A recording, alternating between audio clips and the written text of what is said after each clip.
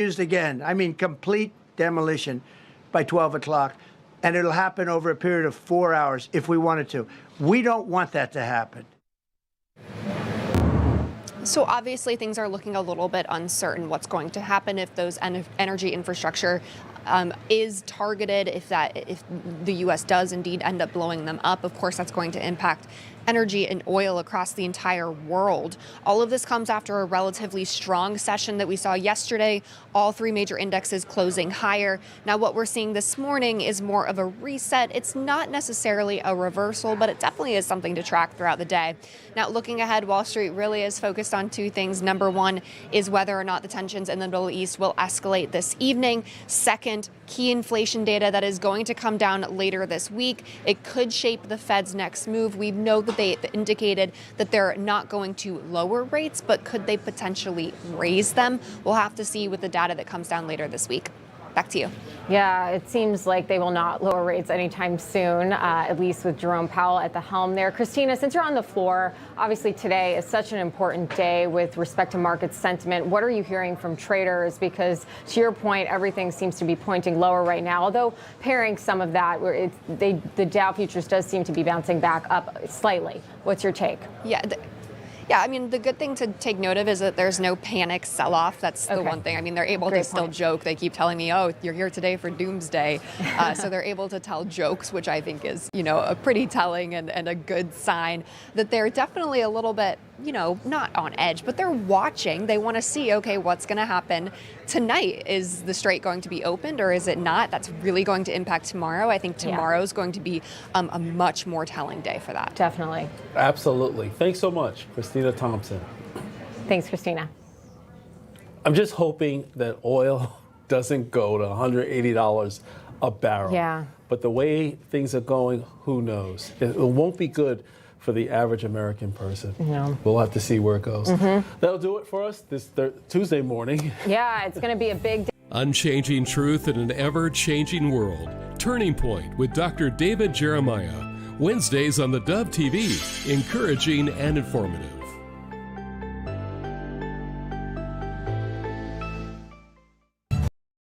Good morning. You're tuned to theDove. Encouraging and informative. Helping Oregon, Northern California, Idaho, and Nevada start the day with news and encouragement. This is Mornings on theDove. Well, good morning, good morning, good morning. Welcome to Mr. Building's neighborhood right here, ladies and gentlemen. I never quite heard it put that way. Yeah, well, welcome. that's all right. Welcome to Mr. Building's neighborhood. We are, will you be mine? Will you be mine? Will you be mine? Be my neighbor? Yeah, will you be my neighbor? All right, good morning to you. Happy Tuesday as we head down this week, and good morning to you. Well, a lot in the news, and the only thing I can say is the president's saying that could be a new day in Iran by 5 o'clock our time, I think it is. Heavy language coming out there, huh? Well, I have to say this at the top of the show. Mrs. Trump. Okay. Mrs. Trump, and I'm not talking Melania. Melania? I'm talking the Donald's mom. Mom, yeah. Needs to come back and wash her son's mouth out with soap. Yeah. This is bad. This is just not good. I don't care what the situation is. It cheapens the. Yeah. It just makes it bad. Well, Democrats have majored in foul language recently. Yeah. Let them be the owners of that. Don't wade into it yourself. And the statement he made this morning is just, I think he thinks he's in a construction shack with all his buddies talking about the foundation got a crack in it. Yeah. This is not good. He needs to understand. Well, anyway, so much for all that. Hey, happy Tuesday. Welcome to Mornings on theDove. Like I said, this is Mr. Building's neighborhood. Will you be mine? Will you be mine? The answer is yeah. What do you got, man? Okay, well, first of all, it is National Girl Me Too Day. Girl Me Too Day? Yeah, that recognizes the strength. That's called social media. Isn't it? Yeah. Well, yeah, because you can do this, recognizing the strength and endurance of women of all ages and an opportunity to show support for one another. And why not on social media? Yeah, okay. There you go. It's a day for it. National, and combine this, National No Housework Day. No housework. A lot of girls are saying, well, I don't do housework anyway. Well, my husband does. you vacuum? I do vacuum, yeah. Okay. I know. I'm a floors expert. My mom taught me, yeah. I mean, So you're into floors. oh, it was my occupation for a while. When I was in school, my mom was an entrepreneur. She owned my mom and dad together owned 2 beauty shops. And I was the floor guy. Have you ever scrubbed hair spray off of a linoleum floor and then made it shine like you're in a Marine and then barracks? you are a pro. Oh, man, I can you do are a it. pro. Okay. But enough about me. So now I know what's wrong with you. You've been sniffing hairspray all your life. And ammonia. And pneumonia. Because you got to use Okay. some ammonia to scrub that stuff off. Well, Pam, Boy, you should have checked that out. You should have ran him through a chemical lab before you married him. boy, do I have clear sinuses. Yeah, I do. Woo. Okay, it's also National, Coffee Cake Day. Oh, okay. How about that? Yeah. Coffee cake, intended to be eaten while enjoying a cup of coffee. What can't be right about that? Maybe for breakfast or during a coffee break. They're an excellent excuse for a visit and a conversation starter. And coffee cake itself doesn't contain coffee. They're usually single-layer cakes made in square, rectangle, or ring-shaped pans. Coffee cakes are often flavored with cinnamon or other spices, seeds, nuts, and fruits such as blueberries and apples. And they oftentimes have a crumb topping or a glazed drizzle. Okay. Yeah, and the coffee's good too. All right, and I know we're going to talk a little bit about this later, so I'll hold back. I want to talk a little bit about Artemis this morning. Oh, gosh, it's wonderful. Yeah, it's been really exciting to watch. And I noticed because and this was the view that we saw yesterday as it was going around the moon. Now, that camera is on one of the solar arrays, one of the solar panels, and you can catch a part of the capsule as it's going around the moon. And the coverage has been just fantastic. Now, we were alive for the last moon mission. In 1972. Yeah. But did you realize that not one of these astronauts was alive for the last moon mission? Really? Yeah, not one. I never thought about that. I didn't either.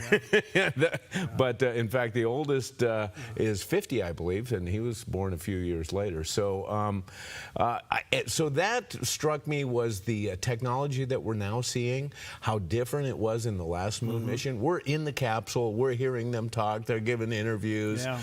We have these trackers where we can see exactly where they are, what their speed is. Do you know that right now they are 31,147 miles from the moon, but they are 239,056 miles from Earth. So they went around. Yep. And they came back. Last I was tracking them was when they were in that 45-minute silent period. Yeah, right. On the backside of the moon where they couldn't communicate. Yep. But their distance from the moon on the backside makes them the furthest humans who ever been away from the Earth. Of the Earth, right. Yeah. They're about 4,000 miles from the surface of the moon. Yeah, they're way out there. And so, yeah, they did that big, long slingshot that very similar to what Apollo 13 did. Yeah. They were the last record holder for being the furthest away from Earth. Yeah. And they, of course, did that recovery slingshot to get them home so we didn't lose them in space. But, yeah, this has been really interesting. And then again, a 4-man crew rather than a 3-man crew, or person, I should say. Yeah. And so this has been exciting to watch. The technology at a different level, and the first Canadian to go around the moon. Oh. Yeah, because there was a Canadian. We were watching it last night, and they were interviewing him in the capsule, and they had an American flag and a Canadian flag, and Pam looked, and she goes, "What's a Canadian flag for?" Oh, I said, one of the astronauts is Canadian. Yeah. Said, oh, okay, so we kind of have that international flavor. A good, strong Christian man up there on that mission as well. And so we continue to track it. We'll talk a little bit later about it, but I love the technology. It's just fun to watch. All right. So we have coffee cake and Artemis. And Artemis. Yeah, for breakfast. Yeah. Okay. Enjoy. There you go. All right. Here's Mr. Bilden and his neighborhood. A look at our forecast from Grange Co-op. In northern Oregon and southern Washington, sunny in Vancouver and Portland, and mostly sunny for Wilsonville and McMinnville with daytime highs in the low 60s and cooling off tonight with lows in the upper 30s. Continuing down the Willamette Valley with a mostly sunny and cool spring day with high temperatures in the low 60s for Salem, Albany, and Corvallis, and mid-60s around Eugene with lows near 38. In Central Oregon, sunny in Prineville with a high near 68. Mostly sunny in Bend and Sun River with highs in the low to mid-60s. A beautiful spring day in Boise, Idaho with sunshine and a high in the mid-70s. Some patchy fog this morning along the Oregon coast, then decreasing clouds in Coos Bay with a high near 50. Partly to mostly sunny in mid-50s for Port Orford, Brookings, and Crescent City, California.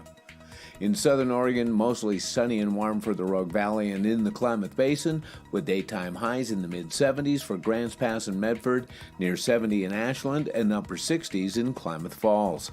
Into Northern California, mostly sunny in Wairika with a high near 73. Sunny and nice in Redding and Chico with high temperatures near 80, and mostly sunny in upper 70s for Sacramento.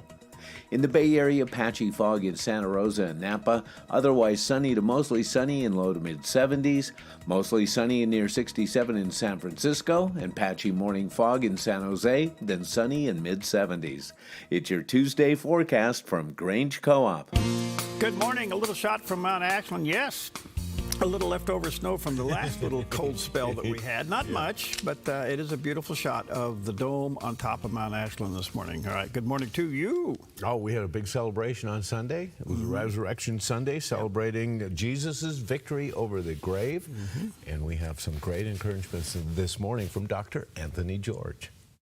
And I used to get very discouraged doing funerals. It's so depressing, and especially when you have to go out there to the cemetery and the tent is up and the hole is dug and everybody's crying, you know, and it is a sad time of grief. And now I think about what's going to happen in every cemetery where someone who knew the Lord Jesus was laid to rest.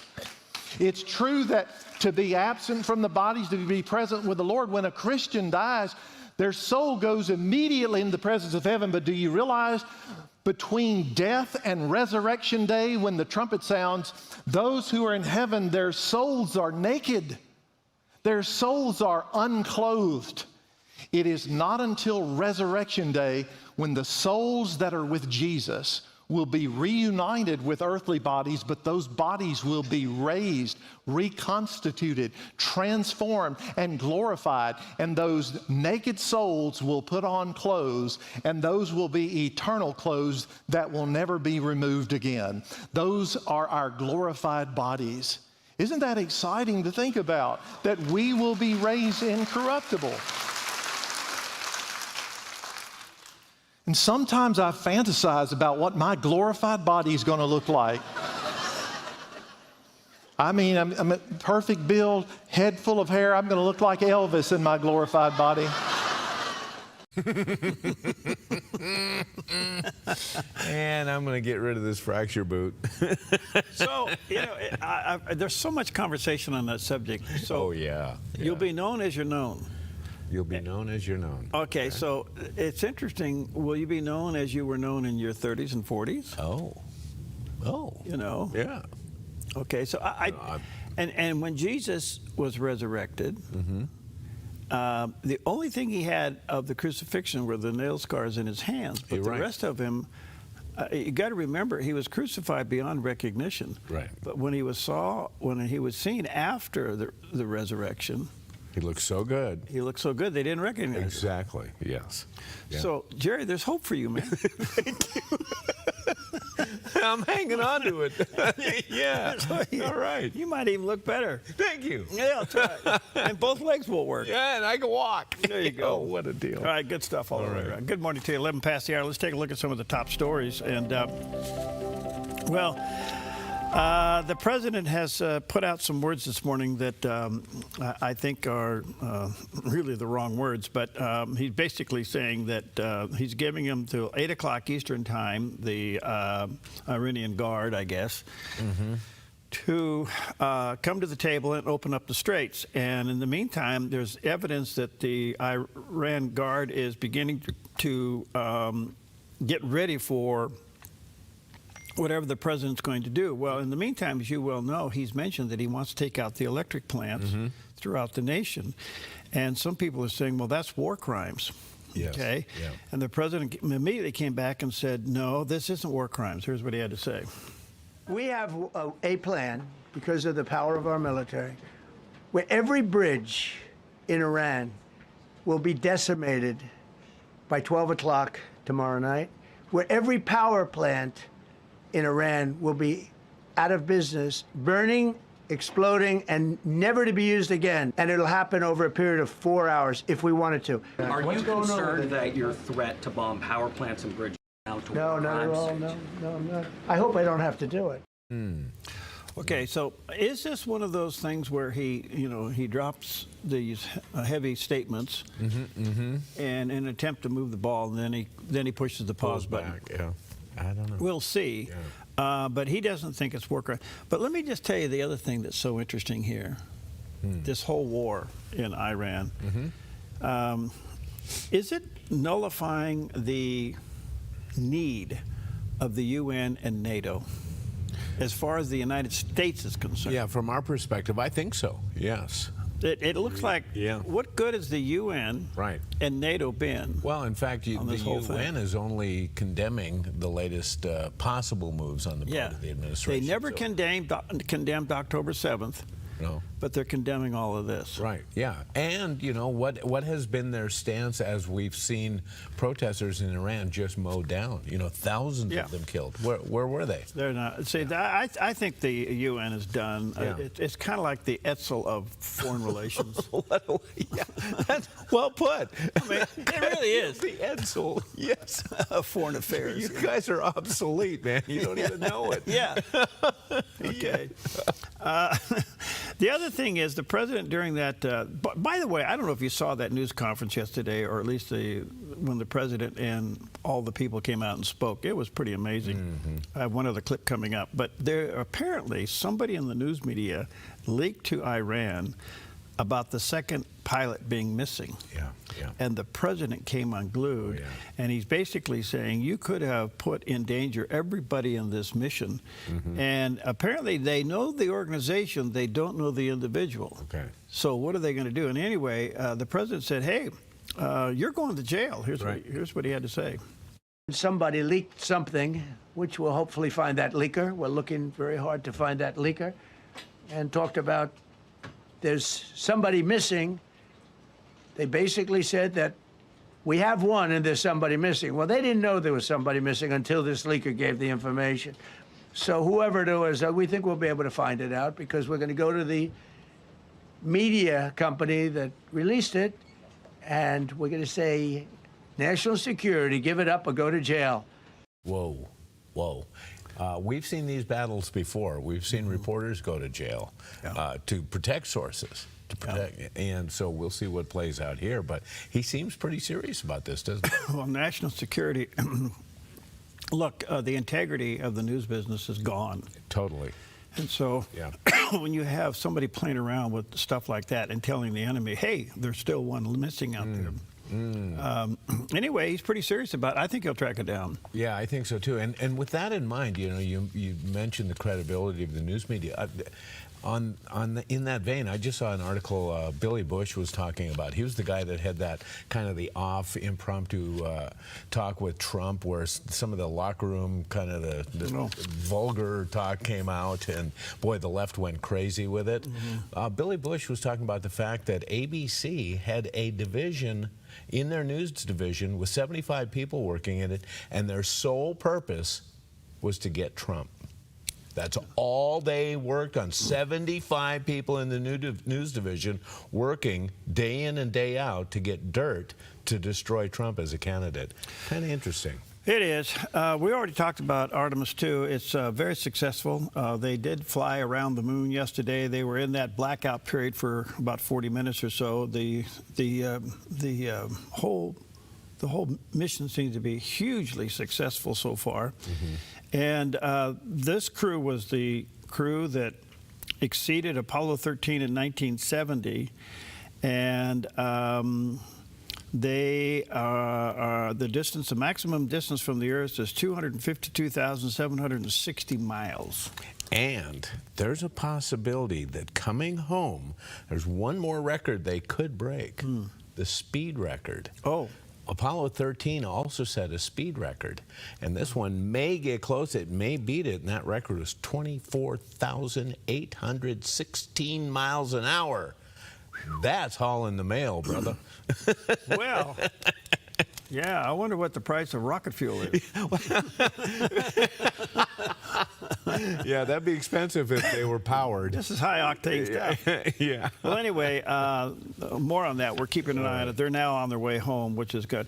Yesterday during the meeting, there was an analogy made about the second pilot that went down. The first one they got right away. The second one, apparently when his chute opened, he drifted a little bit, and they lost him, and he was gone for about 48 hours. And part of that, they said, was that they didn't eject at the same time, and the speed of the jet was so fast that there was a great distance between them. Yeah, and that's a big part of it. Yeah. Okay, so in the meantime, the pilot that they rescued the other day is severely injured. However, he climbed to 7,000 feet elevation and hid in a cave. Yes. Only Secretary of War Pete Hegseth could put this together in a little bit of a parallel that is, you have to stop and think about this. And here's what he had to say. All right. One downed airman evaded capture for more than a day, scaling rugged ridges while hunted by the enemy. When he was finally able to activate his emergency transponder, his first message was simple, and it was powerful. He sent a message: God is good.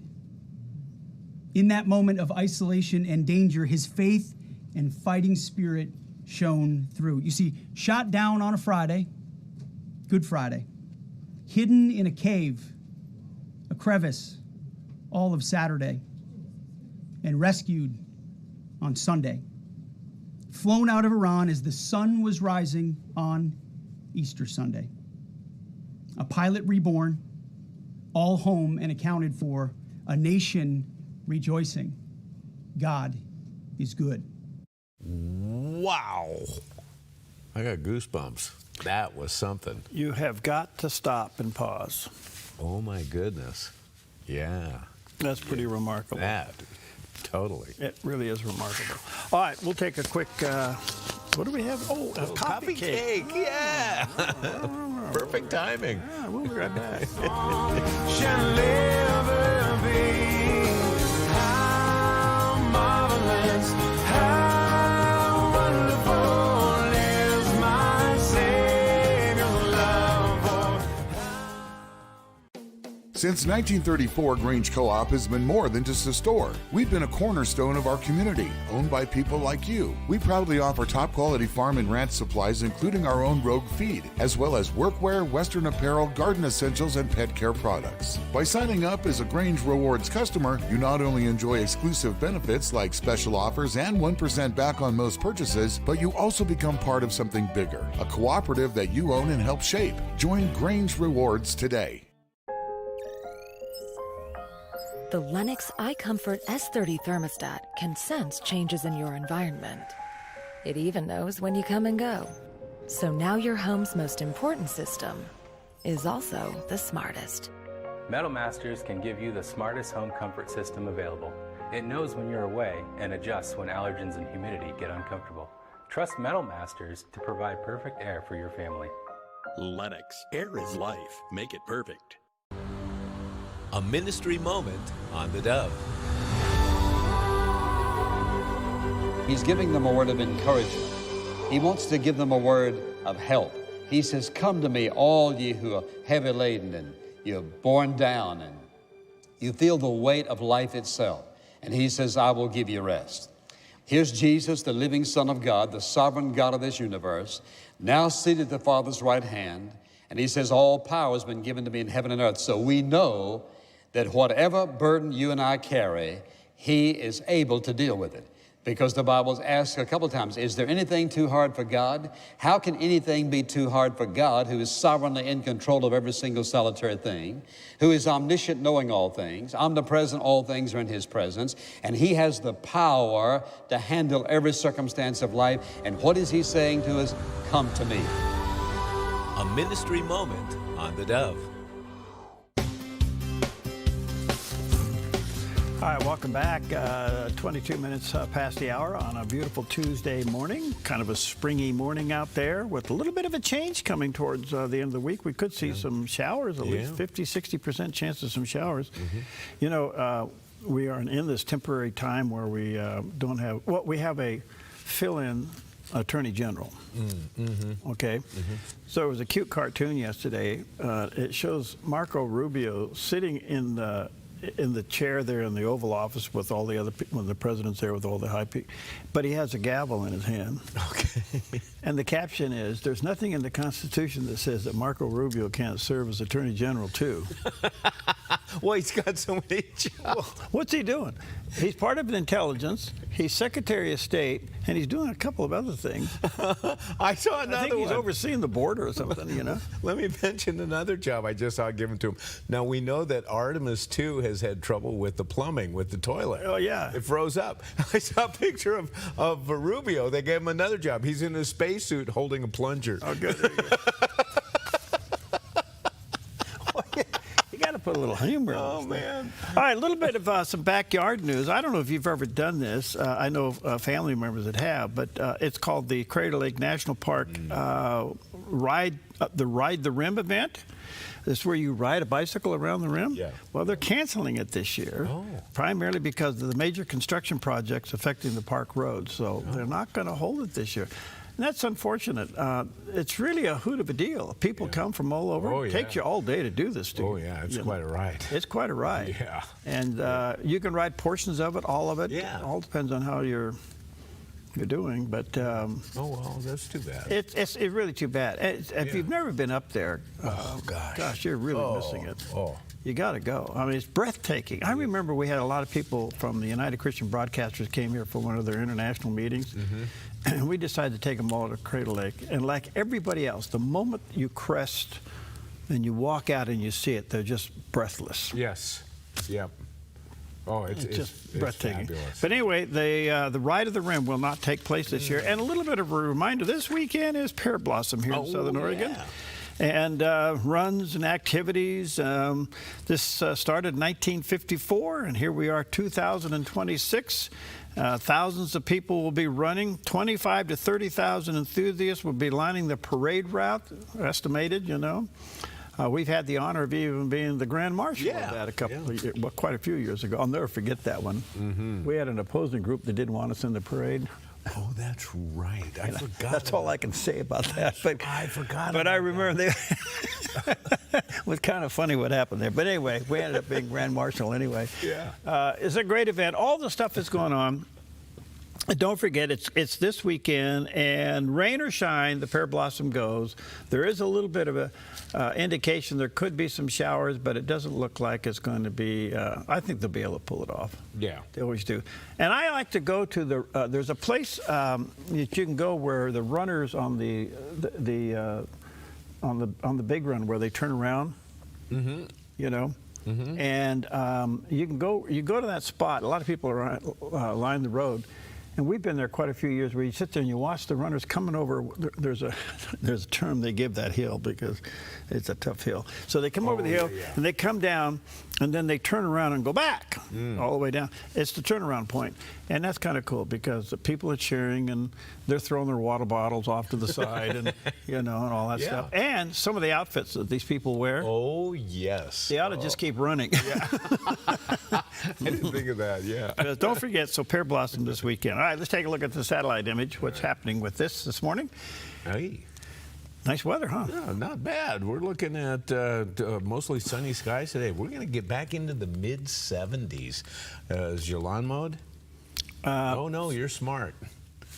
No, I had no. Oh, you still have some mowing. Oh, yeah, I got some mowing done. Yeah. We got a 20% chance of showers tomorrow, though, after 11 a.m. And then Thursday, showers likely and possibly some thunderstorms moving in. I could go through Thursday night into Friday and Saturday, and maybe even a chance of rain on Sunday before we start clearing again and partly sunny skies by Monday. We're in that season. It is springtime. Wait 15 minutes. Yep. So if you're going to Pear Blossom, just in case, you might want to bring your umbrella. Estrella. There you go. All right. Well, former Miami Mayor Francis Suarez joined Varney and Company and Fox to react to Democrat lawmakers calling U.S. restrictions on Cuba an illegal blockade with a warning. Let's listen. I would respond by saying that the blame is completely misplaced. I mean, you have a country in Cuba that can trade with 210 other countries in the world, and yet they've been failing for their people for over 60 years. And it's sad that a couple of congressmen take a very short visit to Cuba and get so easily fooled by a communist regime.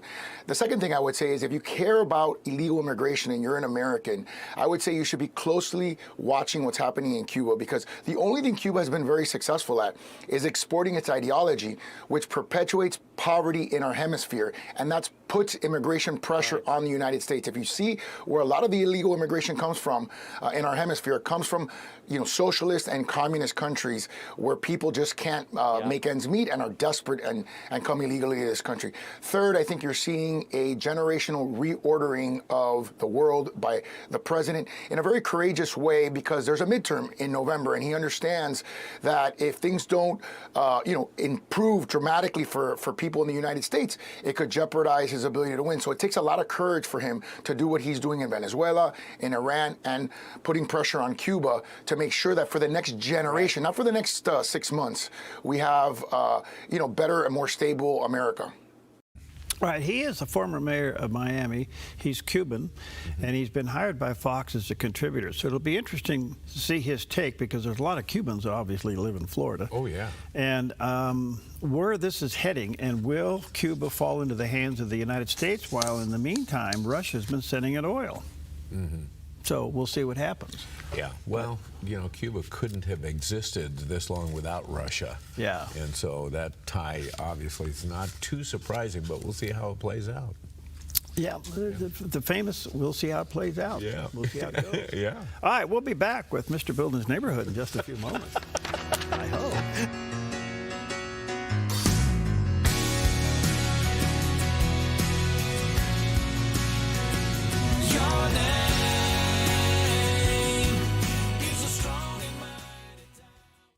At Sweet Tea Express, we've got you covered. Order at the counter and our friendly service staff will do the rest. Burgers, salads, sandwiches, barbecue platters, sides, and more. Smoked, grilled, and served to perfection.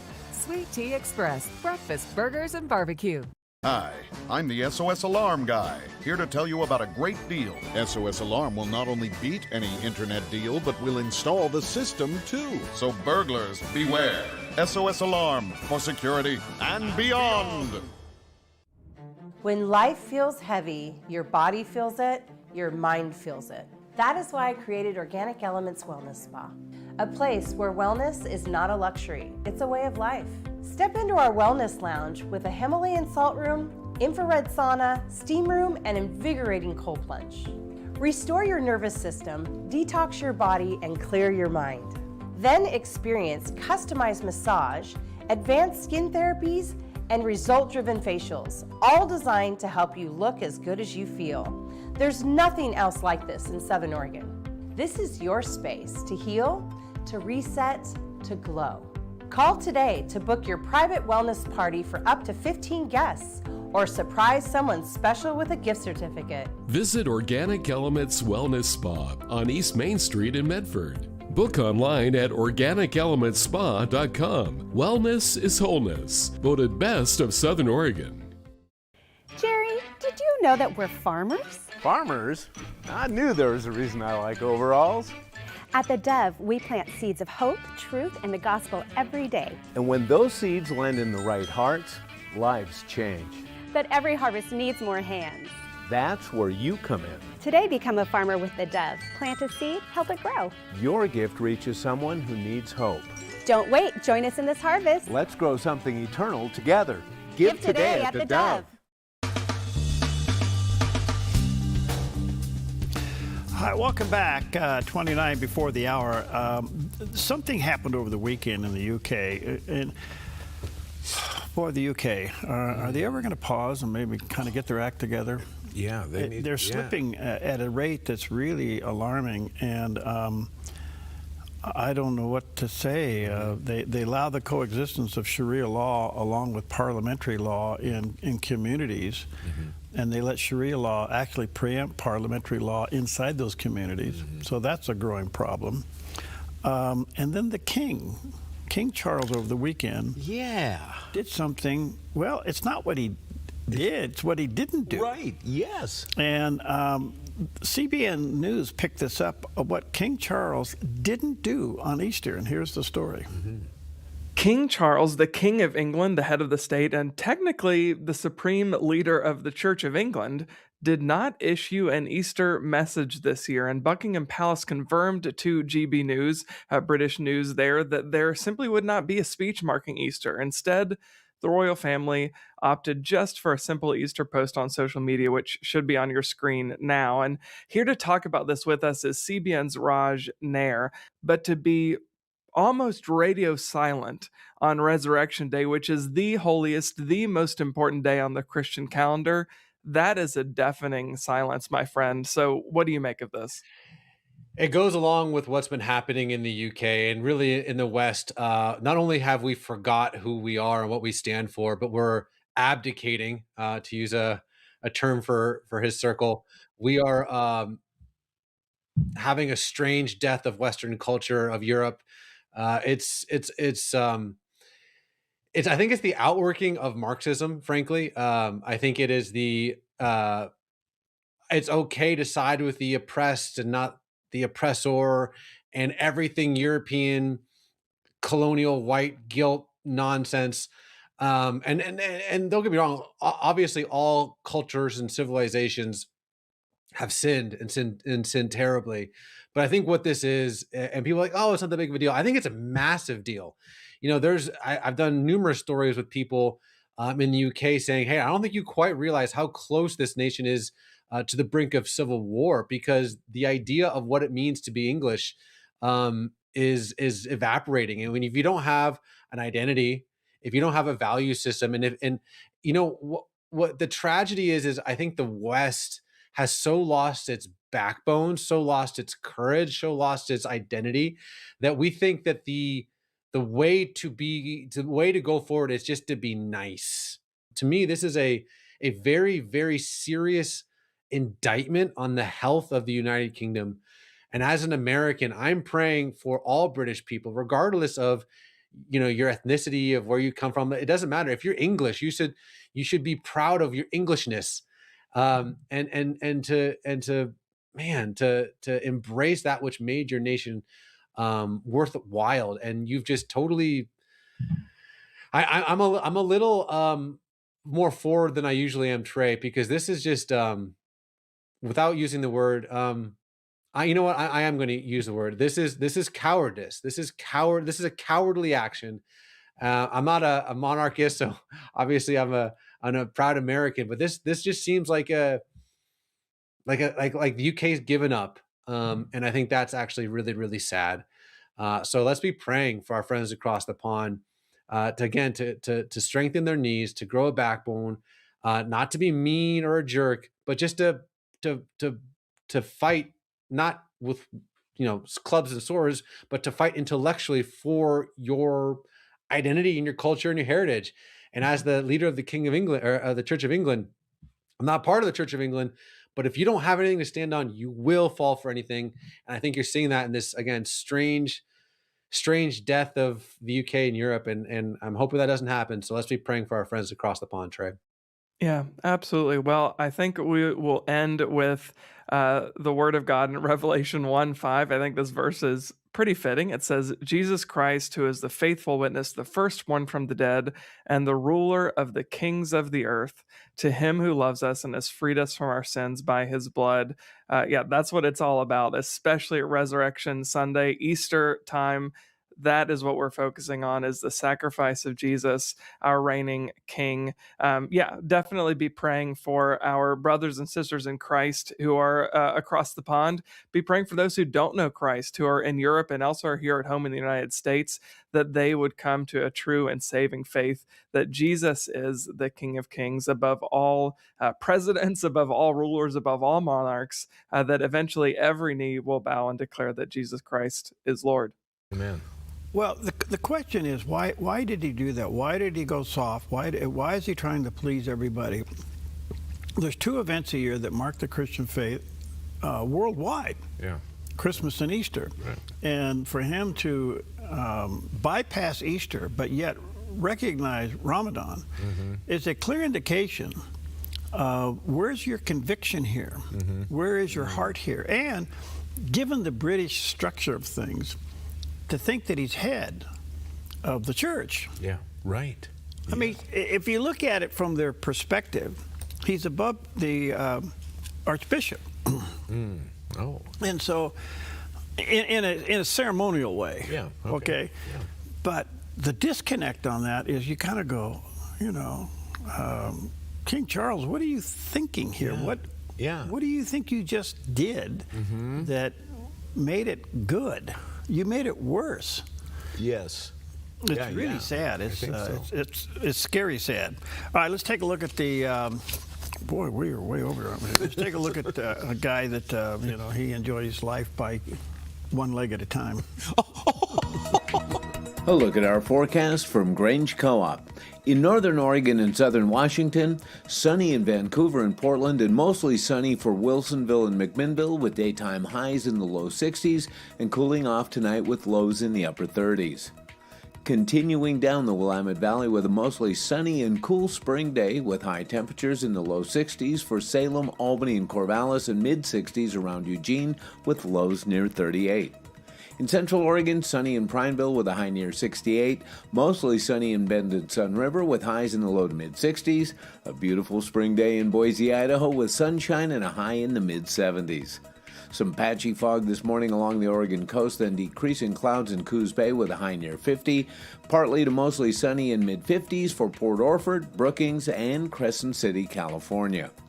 In southern Oregon, mostly sunny and warm for the Rogue Valley and in the Klamath Basin, with daytime highs in the mid-70s for Grants Pass and Medford, near 70 in Ashland, and upper 60s in Klamath Falls. Into northern California, mostly sunny in Wairika with a high near 73. Sunny and nice in Redding and Chico with high temperatures near 80, and mostly sunny in upper 70s for Sacramento. In the Bay Area, patchy fog in Santa Rosa and Napa, otherwise sunny to mostly sunny in low to mid-70s, mostly sunny and near 67 in San Francisco, and patchy morning fog in San Jose, then sunny in mid-70s. It's your Tuesday forecast from Grange Co-op. Beautiful shot of Mount Ashland this morning. That's got it all. A little sunrise, you got the dome, you got a little patch of snow, and no Jerry. Yeah, it's going to be that way for a while, but moving on. Yeah, I know. Given you'd be skiing on that patch. Why not? Why not? Yeah, there absolutely. you go. Okay, well, we are watching a very historic journey right now. Yes. Of exploration, and it's really fun to watch. But on this day in 1805, one of America's greatest journeys pushed forward into the unknown. After a long, harsh winter at Fort Mandan near present-day Bismarck, North Dakota, Meriwether Lewis and William Clark set out once again, continuing their expedition west. The Corps of Discovery had spent months preparing, building a fort, mapping the land, and learning from Native American tribes who shared critical information of what lay ahead. Now, with spring arriving, it was time to move. They sent a large boat back east with reports for President Thomas Jefferson, while the rest of the team, joined by their guide and interpreter, a 15-year-old 6-month pregnant Native American named Sakakawea, and headed upstream into uncharted territory. Lewis called it one of the happiest days of his life, filled with excitement and hope. What they didn't know yet was just how difficult the journey would become. But on that day, as their small fleet pushed west, the spirit of exploration was stronger than ever. So they trekked into the wilderness and into history. Kind of like what's going on today, trekking into the unknown. So it takes a lot of and fortitude, I guess. It does. And it's interesting too on looking back at that how instrumental their guide an interpreter, 15-year-old Sakakawea was. They would put her in the front of the party as they traveled, because as they would then go in and bump into native tribes, by having a woman in the front, it indicated to them that they weren't interested in fighting. Oh. It was a signal. And she could communicate with them, so they came out with their guard down, and they, well, what's going on here? Hey, man. It was an interesting blend and quite a move of diplomacy to put her in front. Oh, good, yeah. She was vital. Let's have a powwow. Okay. You want some really tough turkey over here? Want some jerky? Yeah, some turkey jerky. All right. All right. Well, here's a combination. Caroline Leavitt, which is the press secretary, and Erica Kirk. Oh. They get together and talk about the choice to stand for what they believe in. What about those students that feel afraid to share their convictions or even have courage going up against professors that they know will grade them differently? You know, Charlie used to get asked the question all the time, should I change my paper that I'm writing so that my professor gives me a better grade, or should I just stick to what I know in my heart to be right and just write that out even though I get a lesser grade for it? You just have to do it. Just do it. One grade versus standing up for what you know to be true and righteous will lead you to so many greater paths, better friends, real friendships, better job opportunities. It will expand doors that you didn't even know existed when you choose to stand up for what you believe, rather than just silencing yourself because you want one good grade on one paper. You know, you have no idea what God will do in your life until you really start to be bold and courageous and open those doors, and He'll continue to open them for you. That is a very relevant subject for a lot of students of faith as they go through the indoctrination of the university system in our country. Yeah. Oh, my goodness. Yeah, I think and we're getting more and more young people to say, you know, this is what I believe, and you can tell me I'm wrong, but this is what I believe, you know, and you can find me against it if you want to degrade me, whatever. Yeah. Oh. That's the battle these students have today. Yes. All right, 16 before the hour, we'll take a quick coffee cake break. Okay.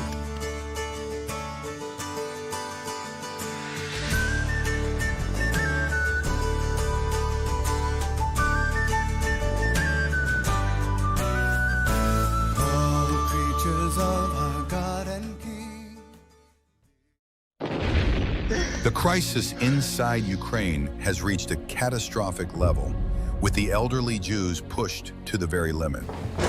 Go inside. She's freezing cold. There's no electricity, no heat, no water. Winter is now a weapon of war, used against the elderly, the mothers, and the young children. They've been lined up here for hours. These are precious people who are hungry, and they have nothing. If someone doesn't do something soon, a humanitarian disaster is coming. So many Jewish people who are just waiting for someone to care enough to pick up the phone. Fears are growing that without an emergency, full-scale response, thousands will die this winter. The International Fellowship of Christians and Jews needs your $25 gift now to help rush a winter survival food box of emergency food for elderly Jews and families in Ukraine. Time is critical. Please give now. They felt the shaking of missiles. These are people who have already endured so much suffering and disaster. The fellowship has been here and across the former Soviet Union for decades, but the need has never been more urgent. Taking out power, taking out water, simple water to drink. We're talking about the difference between life or death. Christian, Jew, standing shoulder to shoulder, saying, we're here to heal, we're here to help. Your gift of only $25 helps rush a winter survival food box filled with life-saving emergency food for elderly Jews and families in Ukraine who are struggling daily to stay warm and fed. Please call or go online while there is still time. Hey, how y'all doing out there? Happy Tuesday. Welcome to Jerry Bilden's neighborhood. Uncle Jerry's here. It's a flowery neighborhood, too. Isn't it? Yeah. Nice springy day out there. Boy. All right, well, the White House press meeting yesterday with the President, the Secretary of War, we had the guy from CIA, you had the Chief of Staff, they're all there. The President brought up the former President's handling of Iran, President Obama. Mm-hmm. If you remember, in the middle of the night, we're sending pallets. $1.7 billion in cash. On pallets, yeah, cold cash, in an airplane, yeah, to Iran. Yeah. And he never got called on the carpet for this. No. And here's what the President had to say about that. If I didn't terminate the Barack Hussein Obama Iran nuclear deal, they would have had a, don't forget, that was a path to a nuclear weapon. Remember this. He chose Iran over Israel, pure and simple.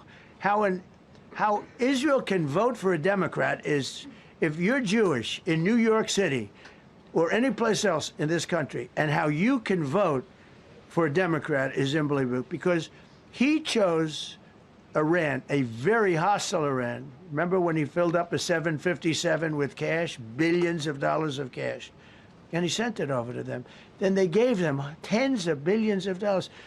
He chose Iran over Israel, and really the Arab world, if you look, because, you know, the other, Saudi Arabia, Qatar, UAE, I mean, you take a look. I mean, I can add Kuwait, and I can add Bahrain, and you can add others.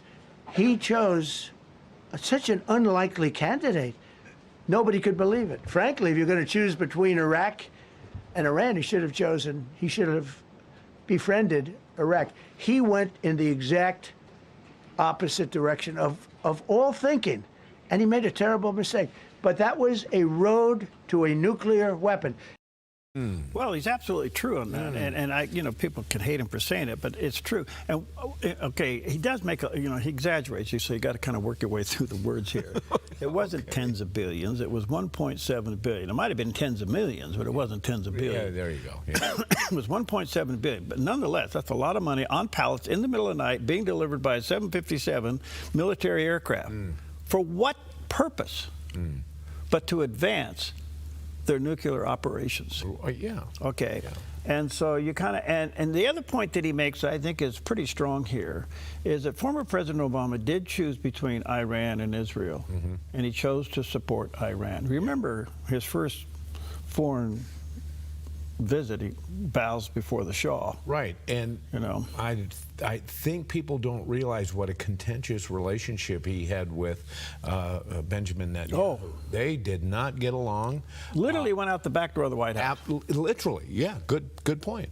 Yeah, absolutely. Yeah, it's so anyway, that's the ideological, philosophical differences of what's going on here. But you got to ask yourself, where was the accountability of $1.7 billion delivered to Iran in cash? What other country on the face of the earth that even is an ally that we would support like that? But he sneaks it into an airplane in the middle of the night on pallets. Name me one other place in the world that we've done this to. I can't think of any. And yet you send it to the most evil regime on the face of the planet. Pretty revealing, quite frankly. Quite a difference in policy, I would say. All right, Mark Meckler be with us. He's president of the Convention of States. Have we noticed since Roe versus Wade that more power is shifting back to the states away from federal government, creating the 10th Amendment, and that is the power and the rights of the individual states, okay, versus the conflict of federal government involvement? Can you say ICE? Yeah. Okay. Yeah. So we're going to talk about that because that is growing, and you're seeing states become more red and other states become more blue. So we'll see about that. And Dr. Robert Jeffress will be with us. All right. Pastor Jeffress will be with us.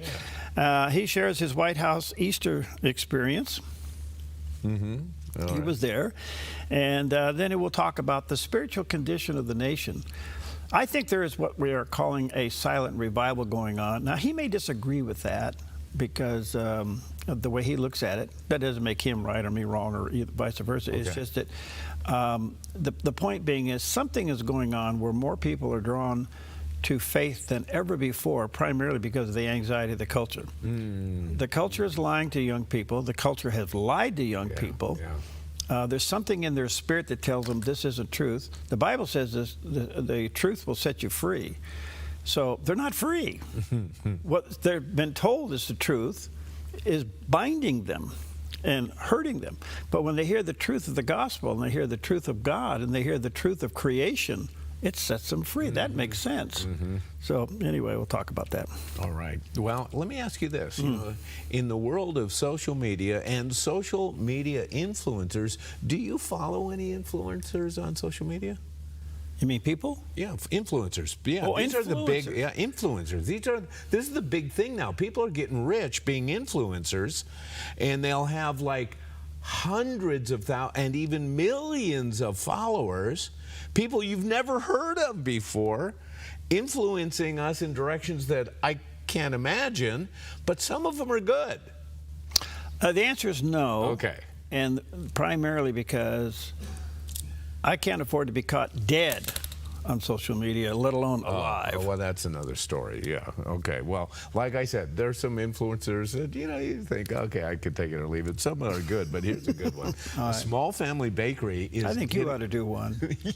Oh, you don't want that? Jerry Building neighborhood influencer. Stay out of the fog. Yeah. Don't ski in the fog. It's your tip for the day. All right. All right. Well, this is a bakery that's getting a big comeback thanks to an influencer and one viral video.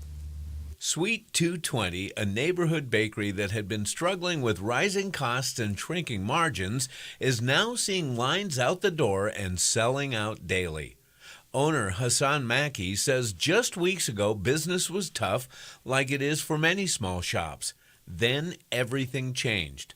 A local influencer posted a simple review on social media calling their cupcakes some of the best around. That one post took off, and so did the business. Now, Sweet 220 is baking up to 2,000 cupcakes a day just to keep up with demand and bringing in extra help to meet it. Customers are lining up before the doors even open. For Mackey, the turnaround feels surreal, calling it a blessing and a reminder of the power of community support. Through it all, he remains grounded in the values that built the bakery in the first place: faith, kindness, and community. From struggling to thriving, all because one sweet moment went viral. That's making me hungry. Those were some nice-looking cupcakes there. Yeah, and again, the power of an influencer. Now, it's interesting, too, because I don't know how they develop that kind of following. You know, you get hundreds of thousands of people who are interested in your opinion on things. It's like, it's interesting to me. What I do get a kick out of is there are some people, you know, it's like everything else, there are wannabes. Wannabe influencers. I see them once in a while, I think, no, this isn't working. This is like what you say about exporting your ministry. Well, yeah, I think, how can I say this? Okay. Be careful, because they literally end up being flash in the pans. Oh, yeah. You know? Yeah. And sooner or later, bigness will eat you alive. Okay, God didn't call you to be big. He called you to be faithful. Okay, and I've watched some of these guys in their podcast just take off, and they're just, you know, they're just impacting the world, and all of a sudden they just kind of fade away. Yeah. You know, even some of the big guys that remain, they just don't have the impact they once have. Okay, so that shows you that the attention span and the entertainment factor of things is so short that, you know, what do you do with this stuff? Yeah, that's a big one. The attention span, I think collectively as a society, I think we have ADD. Okay, we do. Yeah. But I will say one thing. There's an exception to everything I say. Okay. Oh, good. Just to let you know there's a way out. Thanks a lot. Okay. The exception to everything I say is if you do it with food, you're always going to win. If you do it with opinion, you're not going to go anywhere. If you do it with food, you'll win every time. Yes. There's a reason Jesus had a Last Supper. Yes, that's why he fed the 5,000. There you go. It's all done with food. Golly. 1 Peter 5:7, casting all your anxieties on him. Why? Because he does care for you. There's your promise today. 1 Peter 5:7. We'll be right back. The burden of sin, there's power in the blood. Power in the blood. Today, become a farmer with the Dove. Plant a seed, help it grow. Your gift reaches someone who needs hope. Don't wait, join us in this harvest. Let's grow something eternal together. Give today at the Dove. I'm Susanna, and I contracted KA Designs to do custom cabinets throughout my house. We chose a really beautiful maple wood that really creates like a nice airy space. Everything was custom, and it was really cool because I got to literally see it come to life in person. We love to entertain, and we have a large family, so it just, everything came together perfectly, exactly what I wanted. I highly suggest KA Designs if you're looking to design your dream house. Go check them out in their showroom. You will not be disappointed.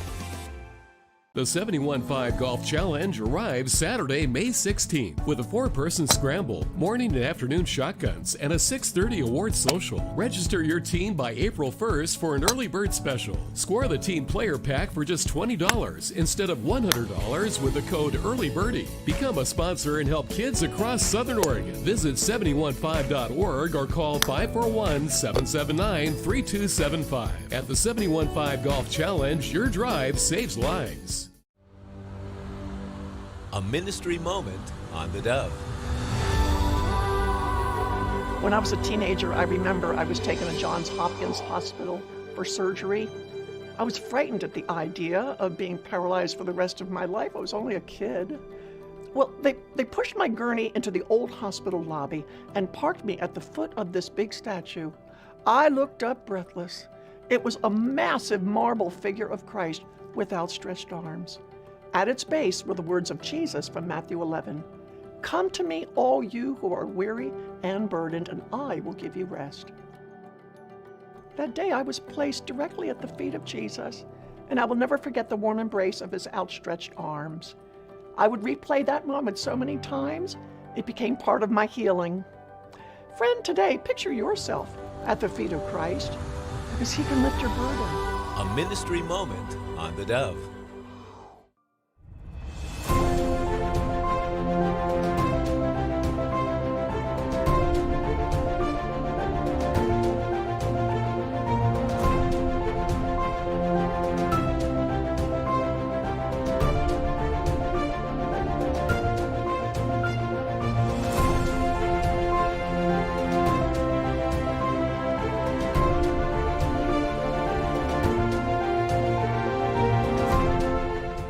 Get the day's top news from a Christian worldview. CBN Newswatch, weekdays at noon and 4:30 on the Dove TV. Encouraging and informative.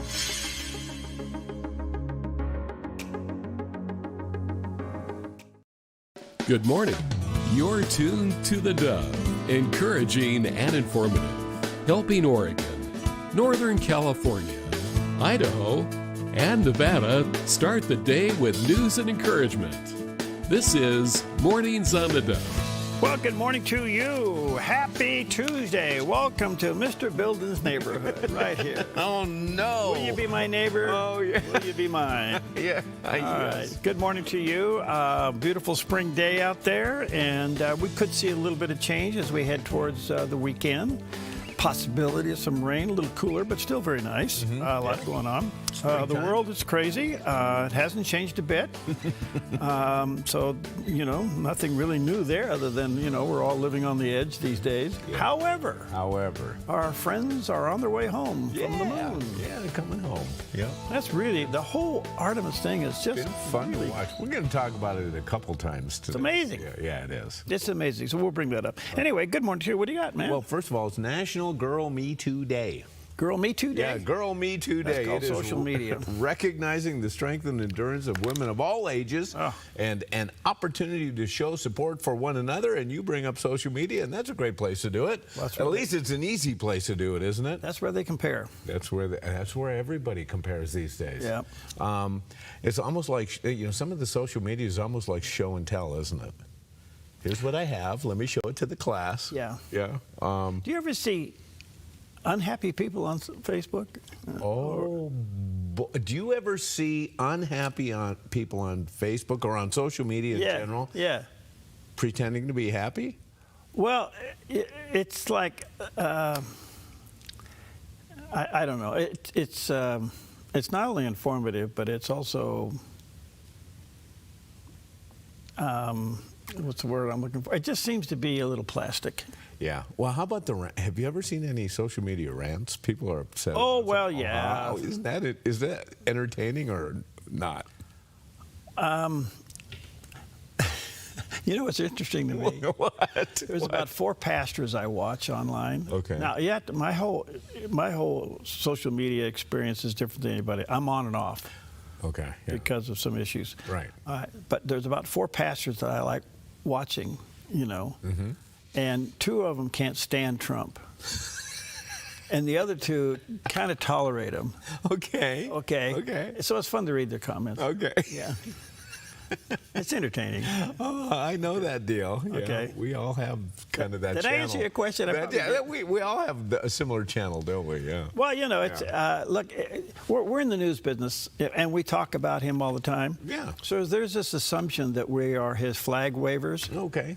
We're just talking about the headlines. Yeah. Okay. Yeah. But that's not the response I get. All right. Yeah. So anyway. Yeah, moving on. Please, From quickly. Girl get out Me of here. Too Day. It's Oh, Girl Me Too No Day. housework day. Oh. Just don't do it.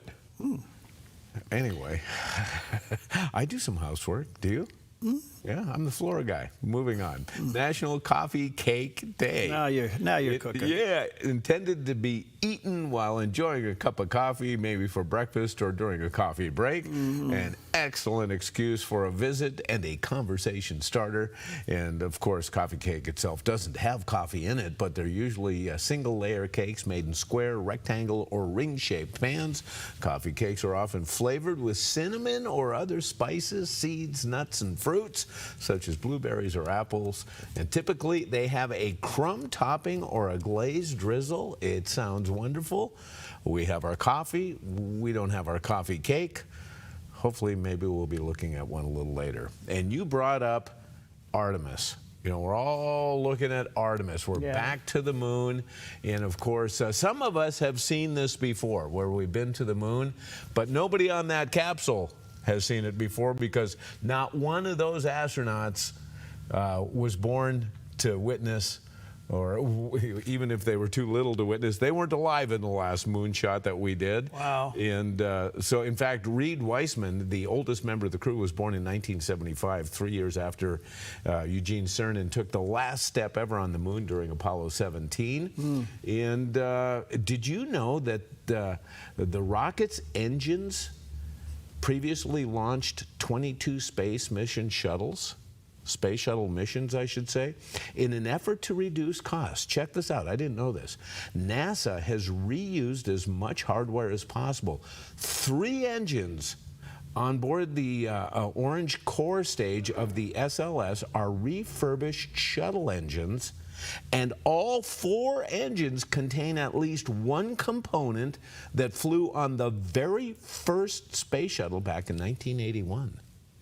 Wait a minute. Wait a minute. I knew that would get your attention. Wait a minute. I know the 2 side boosters come off on their way up. And I think they recover those in the ocean, don't they? Yeah, I think so. The main rocket engine, don't they have to? This is the main thing? On the, which would they say, the refurbished shuttle, it's the orange. Yeah. The orange core stage, yes. Yeah. So that has to fall. Refurbished shuttle engines. So they fall. Whoa. Yeah. So does that fall in the ocean? No. They go get it? No. How do they bring it back? I don't know where that baby goes. They put it in the U-Haul and drag it back? I don't know. Let's talk about food, though. Okay. Okay, did you know the space food has come a long way since the tubes of goo that early... Tubes of goo. Tubes of goo. Yeah. The crew on this mission were allowed to select their preferred menu from a wide variety of options, including chicken curry, shrimp cocktail, and chocolate pudding. One thing they all have in common, however, is they don't make crumbs, as these can float away and get into the sensitive workings of the spacecraft. So they don't have coffee cake. That makes sense. So we have coffee cake, or at least we're hoping to. So that's it. That's all I got. Artemis. It's fun to watch. Wow. New technology. You go right in the capsule with them. You get to see the interviews. You look out the windows with them. In fact, they even had a camera on the solar panel so you could see part of the capsule and the moon as it was going around the far side. And we'll talk about some of the records they set in doing that. Yeah. Wow. It's pretty cool stuff. I'm still trying to figure out how they recover that main rocket. Me too. Well, I'm gonna have we got to to figure that out. Yeah. Okay, here's a guy that he's still recovering. Look at our forecast from Grange Co-op. In northern Oregon and southern Washington, sunny in Vancouver and Portland, and mostly sunny for Wilsonville and McMinnville with daytime highs in the low 60s and cooling off tonight with lows in the upper 30s. Continuing down the Willamette Valley with a mostly sunny and cool spring day with high temperatures in the low 60s for Salem, Albany, and Corvallis, and mid-60s around Eugene with lows near 38. In Central Oregon, sunny in Prineville with a high near 68. Mostly sunny in Bend and Sun River with highs in the low to mid-60s. A beautiful spring day in Boise, Idaho with sunshine and a high in the mid-70s. Some patchy fog this morning along the Oregon coast, then decreasing clouds in Coos Bay with a high near 50. Partly to mostly sunny in mid-50s for Port Orford, Brookings, and Crescent City, California. In southern Oregon, mostly sunny and warm for the Rogue Valley and in the Klamath Basin, with daytime highs in the mid-70s for Grants Pass and Medford, near 70 in Ashland, and upper 60s in Klamath Falls. Into Northern California, mostly sunny in Wairika with a high near 73. Sunny and nice in Redding and Chico with high temperatures near 80, and mostly sunny in upper 70s for Sacramento. In the Bay Area, patchy fog in Santa Rosa and Napa, otherwise sunny to mostly sunny in low to mid-70s, mostly sunny and near 67 in San Francisco, and patchy morning fog in San Jose, then sunny in mid-70s. It's your Tuesday forecast from Grange Co-op. Picture of Mount Ashland this morning, really beautiful shot. Some clouds, the sun coming up, and a little bit of packs of snow right at the top. There you go. So, I was thinking about that today is you had a coffee cake. Yeah. I don't know, my mind goes over to, do you ever been to Great Harvest? Oh, yes. On that little side street there? Yes. They have a cinnamon bread loaf that you can with the cinnamon in it, that's fresh, and then you can slice that with a cup of coffee. Oh yeah. So you see, you influenced my brain this morning. I want you to. You have influence power, Jerry. I'm an influencer. You're an influencer. Oh, that's a new one. Okay, let's move on. Please. All right. Well, we all celebrated Resurrection Sunday. Yeah. The resurrection of Jesus Christ. And some know, a deeper meaning to all this and what it means. But here to unpack it is Dr. Anthony George. You say, well, what happened to my grandma? We cremated her. Well, when the trumpet sounds, her soul, if she was saved, her soul's with Jesus right now. But God is going to summon every one of those incinerated molecules of her body, wherever they are, buried in the flower bed, thrown out into the river. Somehow they're going to all come back together. And I'm telling you, the foot bone's going to be connected to the ankle bone, to the shin bone, to the knee bone, to the leg bone. And Grandma's coming out of that grave alive. She's coming out of that grave alive.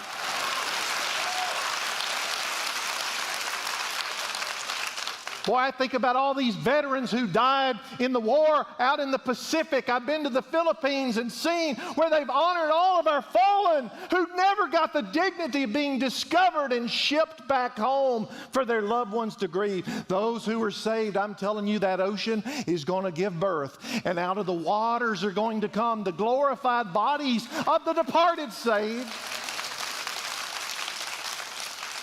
When you realize that the resurrection of Jesus means the resurrection of all believers when the trumpet sounds, don't you ever drive by a cemetery and look at it the same way again. Because that cemetery is going to look different when the trumpet sounds. We're going up. And the thing is, when you die, you're already up. You just have to come back down to go back up. Amen. That's fine with me. I just want to remind you, he's a Baptist. Oh, my goodness. Yeah. And let's see, how can I say this? That's fantastic. Listening to him through the year, or through this period of time, he took over from Charles Stanley. Right. I guess he would be defined as a Baptist-costal. A Baptist-costal. I like that. Yeah. I think he really is. Yes. Because he has some fire in his bones. Oh, boy. And he gets real close and he talks about it. And who knows what it's like in his personal life. But I would say he is the clear definition of Baptist. I like that. It's good. You talk about an influencer. Oh, yeah. Oh, yeah. All right, let's take a look at some of the top stories this morning. Okay, well, the president and his team yesterday gave an amazing press conference at the White House, and he had the Secretary of War, he had the top of the CIA, he had the Chief of Staff, all that was there, and they were talking about Iran, obviously. And the president basically has given Iran until 8 o'clock Eastern time today to open up the straits and make a deal. And if not, basically, he's saying that the civilization will be no more, which is a statement I think he needs to rethink about the words he's using this morning. But anyway, and then the subject comes up, well, if you take out the power plants, is that considered war crimes? You know? Okay. Well, let me ask you this. Who influences and upholds and shows consequences of breaking or committing war crimes? No. Who's the arbiter of that? Well, is it the UN? See? Yeah. Anyway, but aside from that, here's the president's denying the fact that if he takes out the power plants, that it's war crimes. Here's what he had to say. We have a plan, because of the power of our military, where every bridge in Iran will be decimated by 12 o'clock tomorrow night, where every power plant in Iran will be out of business, burning, exploding, and never to be used again. And it'll happen over a period of 4 hours if we wanted to. Are you concerned that your threat to bomb power plants and bridges amount to war crimes? No, not at all. No, I'm not. I hope I don't have to do it. Oh, yeah. Well, listen,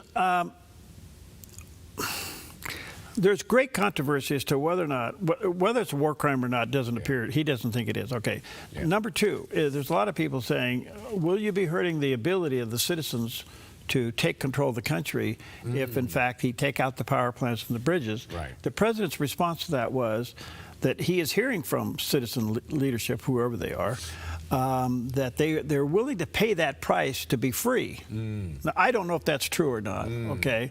It seems to me this could be a devastating thing to innocent people. We'll have to wait and see. Yeah. Okay, so the other part of that, in that news conference, is, you know, the big thing was we finally got the second pilot out of the F-15 that was lost for about 48 hours. The whole rescue thing is an amazing thing. I can't help that this is going to be a movie. Big time, yeah. But prior to that, somebody in the media leaked to Iran that the second pilot was missing, and that really upset the president, and he is saying they're going to find out who this person is and arrest him, and here's what he had to say. Somebody leaked something, which we'll hopefully find that leaker. We're looking very hard to find that leaker, and talked about there's somebody missing. They basically said that we have one and there's somebody missing. Well, they didn't know there was somebody missing until this leaker gave the information. So whoever it was, we think we'll be able to find it out, because we're going to go to the media company that released it, and we're going to say, national security, give it up or go to jail.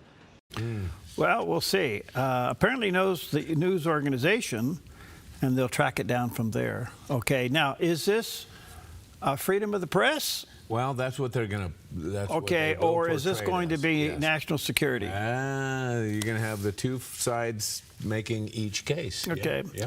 Artemis 2 went around the moon yesterday, and it ended up setting a new record. Those 4 astronauts now traveled further away from the Earth than anybody else. Yes, 248,000 miles. Okay, that's to the moon. They went on the other side and ended up being 252. Oh, my goodness. So they were 4,000 miles on the other side of the moon up.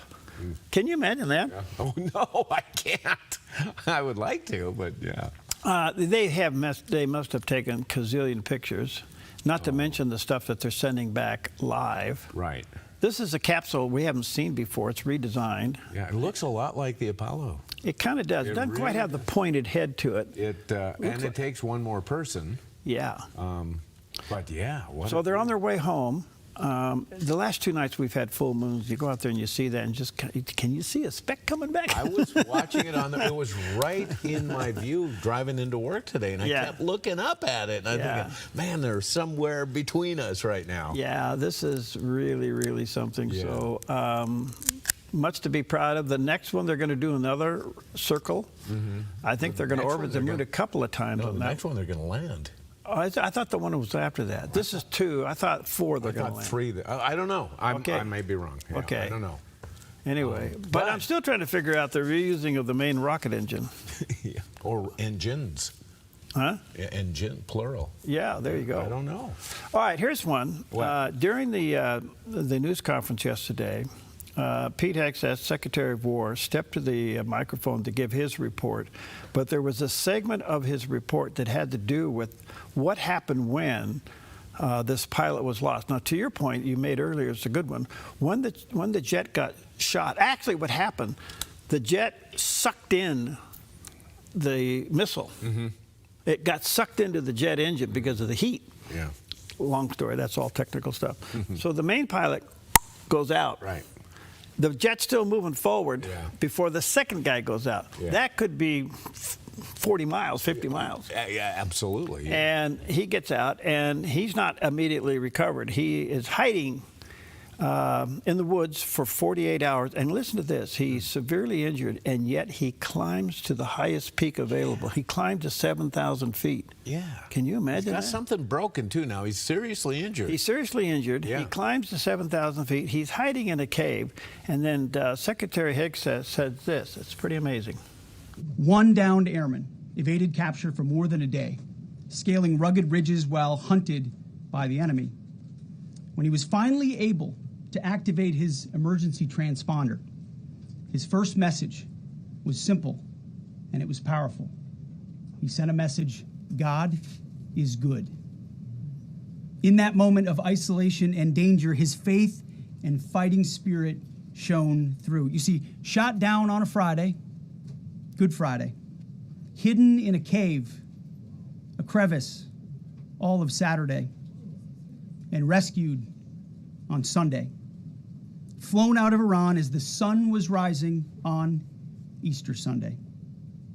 A pilot reborn, all home and accounted for, a nation rejoicing. God is good. Amen. Wow.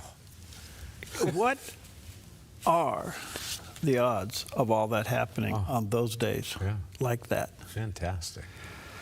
Well, Godspeed to this man. Apparently, he's got a lot of medical recovery ahead of him. But he's got recovery ahead of him. Oh, yes. Yeah, and the interviews are coming, and I can't help but think this gets made into some kind of a movie. But the point being is that America doesn't leave anybody behind. Do you realize the armament that was used to rescue one person?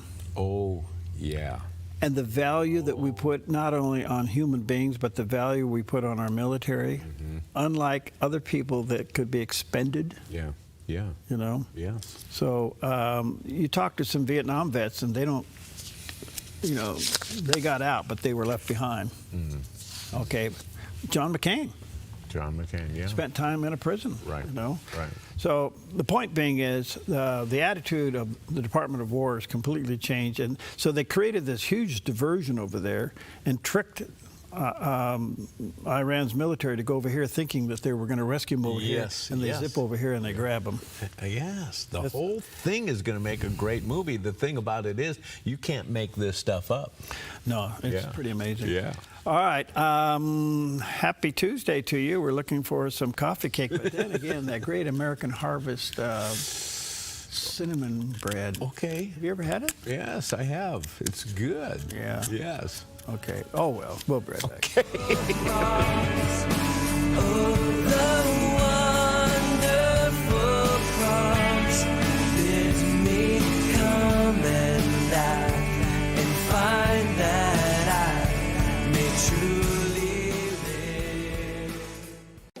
Since 1934, Grange Co-op has been more than just a store. We've been a cornerstone of our community, owned by people like you. We proudly offer top-quality farm and ranch supplies, including our own Rogue feed, as well as workwear, Western apparel, garden essentials, and pet care products. By signing up as a Grange Rewards customer, you not only enjoy exclusive benefits like special offers and 1% back on most purchases, but you also become part of something bigger, a cooperative that you own and help shape. Join Grange Rewards today.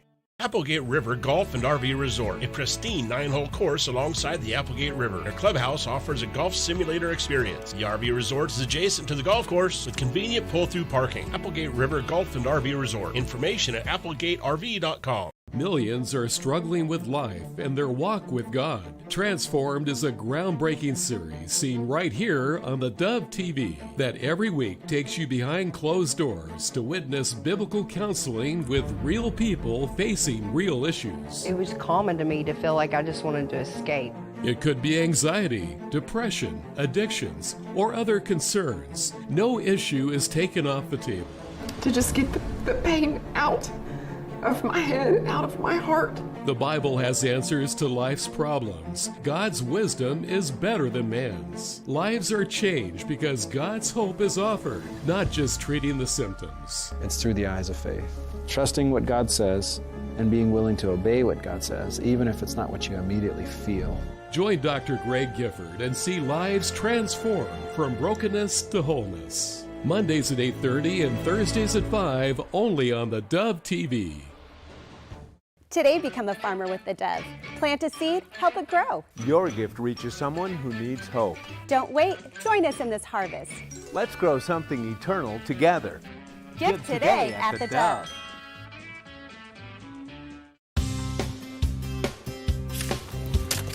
Welcome back. 23 minutes past the hour. A little bit of some backyard news to let you know.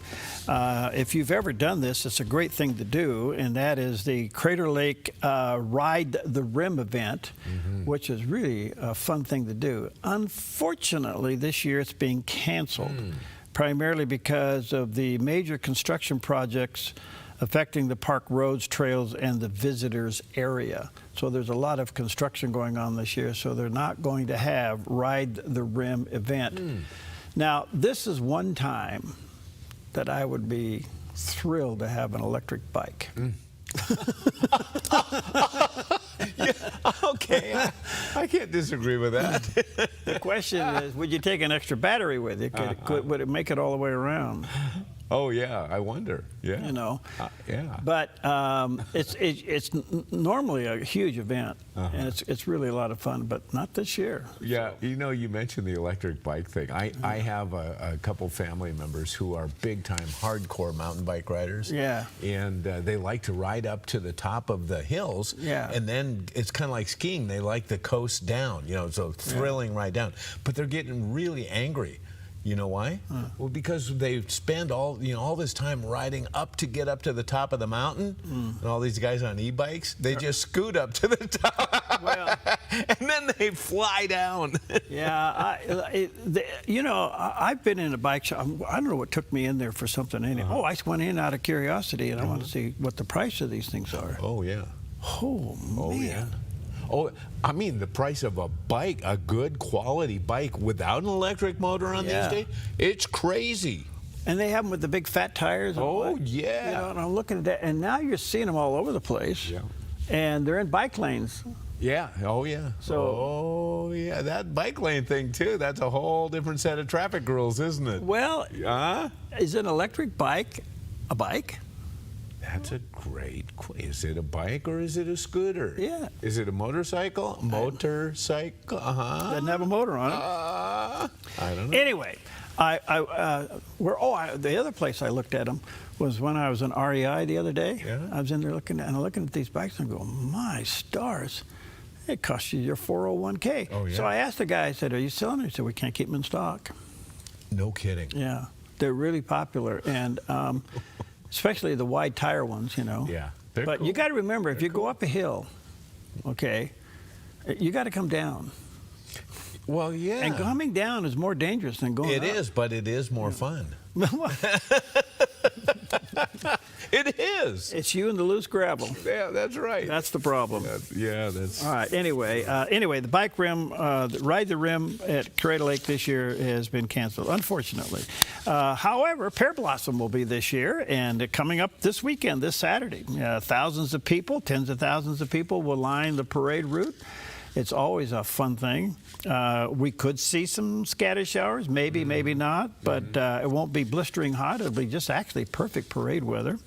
Plus all the other events that go on with the Pear Blossom. And it's been going on for a long time. It started in 1954. All right. There's a picture. It used to be at Hubbard's Hardware. Of course, Hubbard's became Daisy, and then it just sold again. I don't know what it is.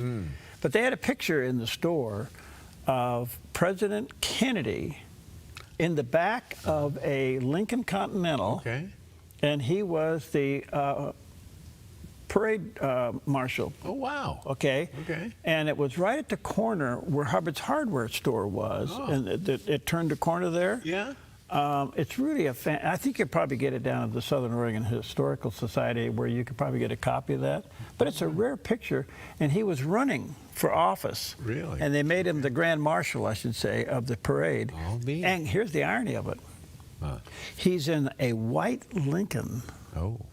Like the black Lincoln that he was assassinated in. Oh, my goodness. So when you see this picture, you kind of go, whoa, that's really something. Oh, I didn't know. But anyway, Pear Blossom this weekend for all those folks in Southern Oregon and the big run and all this and that. You may want to go to where they turn around on the run. That's a fun place to go.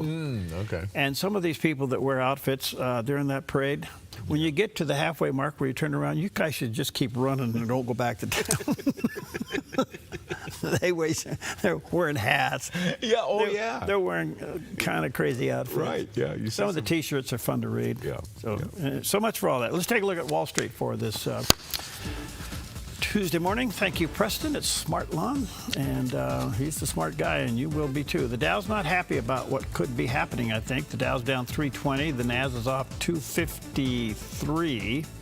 And the S&P, which drives everything's down 54. So red ink this morning. I kind of anticipated that. Gold is 46.77. Silver is at 71. And look at that. Crude oil went up another $1. $110.36. I can't help but think the president is smart enough to know. You better fix that problem like 2 weeks ago. Yeah, no kidding. It is stunned everything. That e-bike thing is sounding better and better all the time to me. They said hybrid car sales are up. Oh, I bet. Yeah. You know? Yeah. We got a notice on service the other day because it requires fuel that it was going to be a 5% surcharge until the gas prices come down. Oh.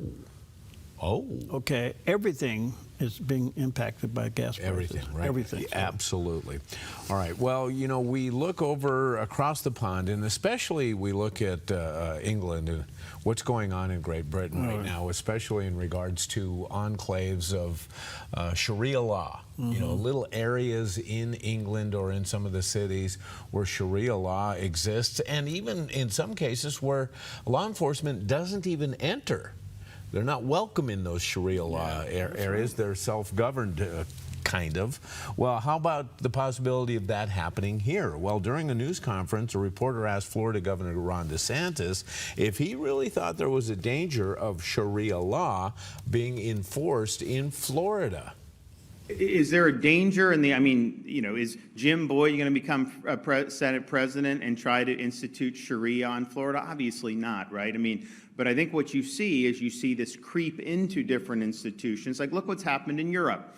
Like Britain, it is not, they're not being governed over, like, through parliament and by Sharia, but you have no-go zones there. They have communities where they apply Sharia in the community.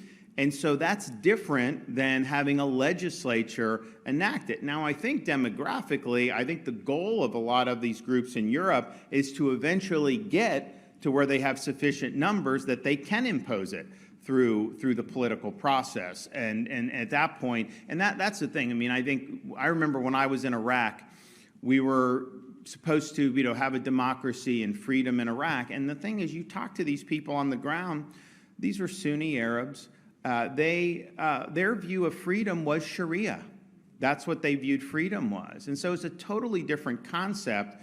But what I see happening in Europe, I see a migration not to assimilate, but to displace the current cultures that are there. And so we obviously are not going to allow that to happen here in the state of Florida. But the bill also does a lot of other things. But the more that we're able to do to protect against that, I think is going to benefit Floridians for many, many years. They're talking about in like Texas doing these like massive housing developments that are governed by Sharia.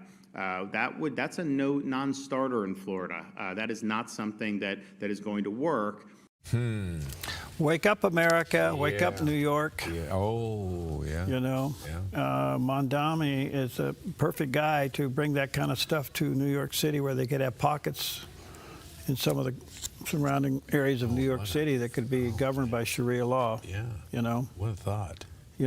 And he didn't mention Jesus on Good Friday. He called it the day of sacrifice and left Jesus out. Look, this is real stuff. This isn't fairy tale, and this isn't hyperbole. This isn't conspiracy. This is real stuff happening out there. Yeah. I'm thinking of Minnesota, Illinois, some of these other states that could possibly allow this. Oregon, we're blue. California. Yeah. Wake up, people. Yeah. They're not here with any other reason than to take over. Yeah. Right. Not to assimilate. Yeah. Right. So anyway, I could go off on that because a lot of people have come in here who have integrated into our culture, and yet we respect them and their culture, but they obey our laws. All of our families assimilated into this culture. Yes. Yes. Okay. All right, so much for all that. Back to Great Harvest. We'll be right back.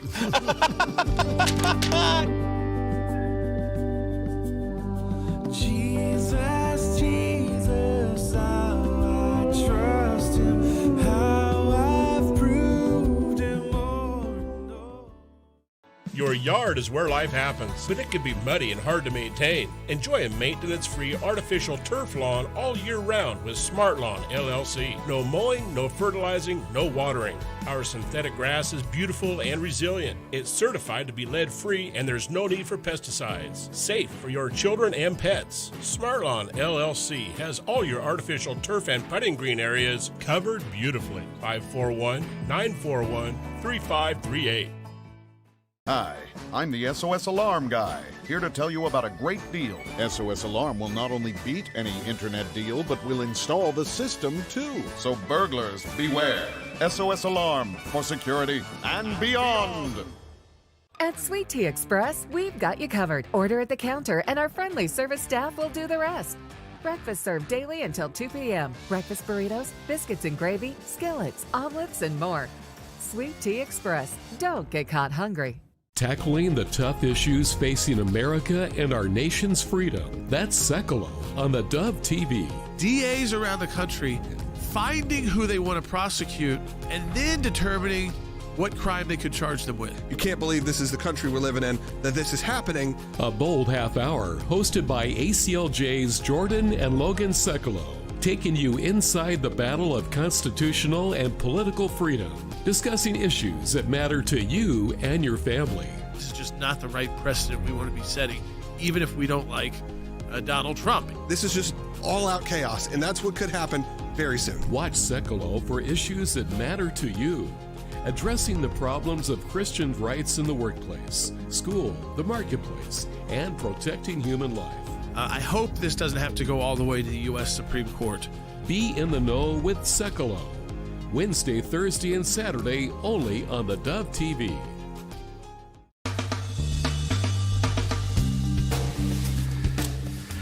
Okay, last hour we brought you the interesting clip from CBN News, talked about how Prince Charles really avoided an Easter message. Yeah.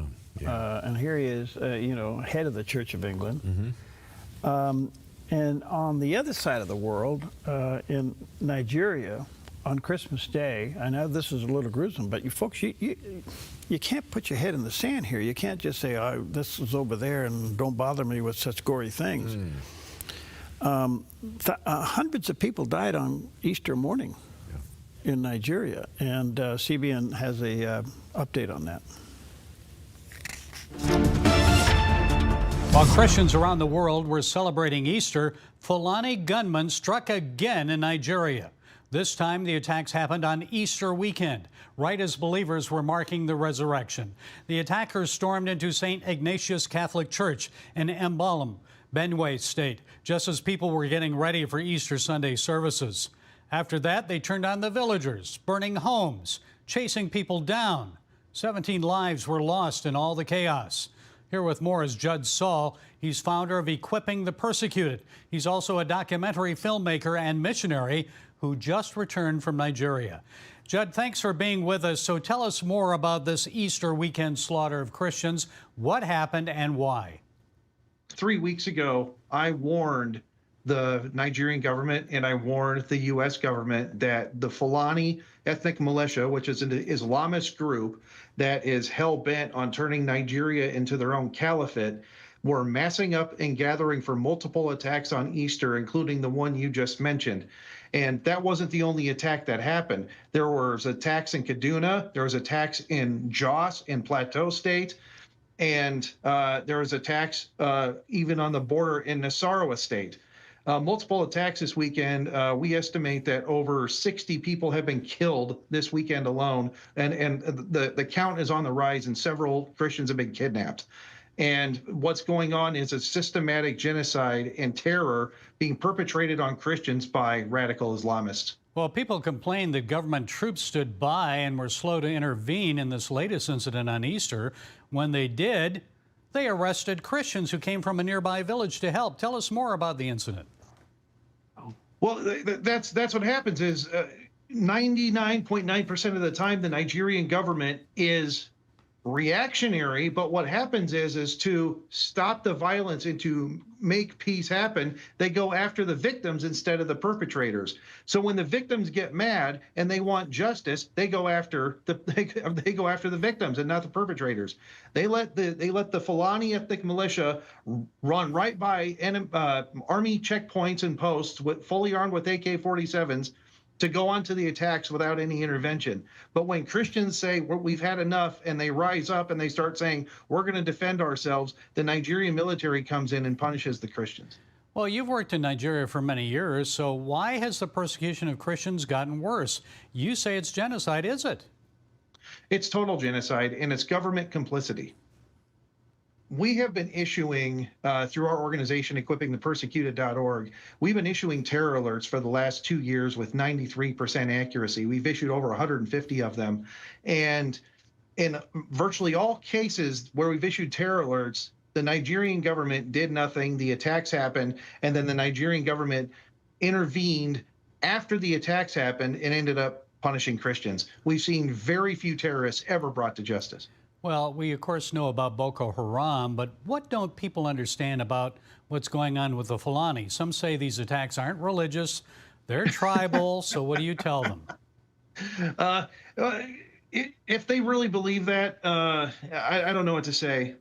They've fallen for a complete lie, because I've been working in Nigeria since 2011.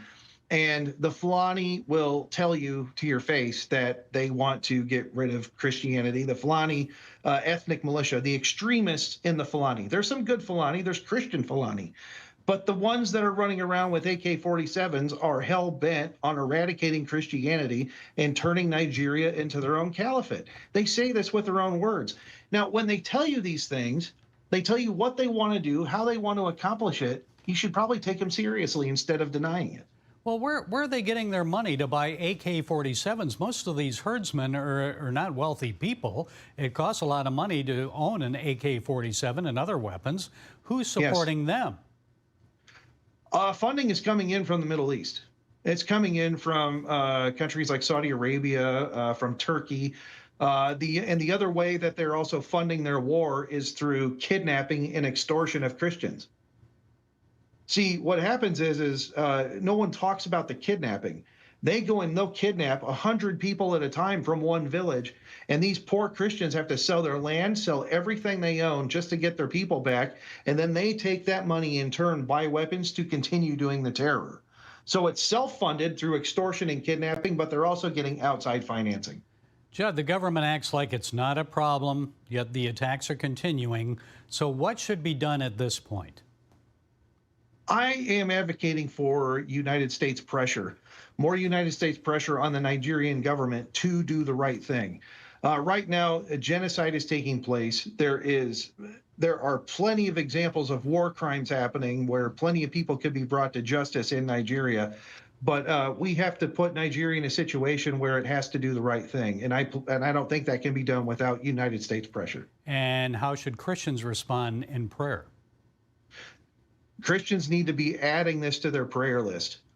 Please pray every day for our persecuted brothers and sisters, especially in Nigeria, where 90% of all Christian persecution deaths worldwide have occurred in the last 5 years.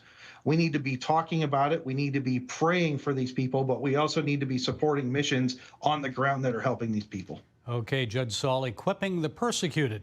Thanks for sharing your insights. We appreciate it. God bless you, sir. Thank you.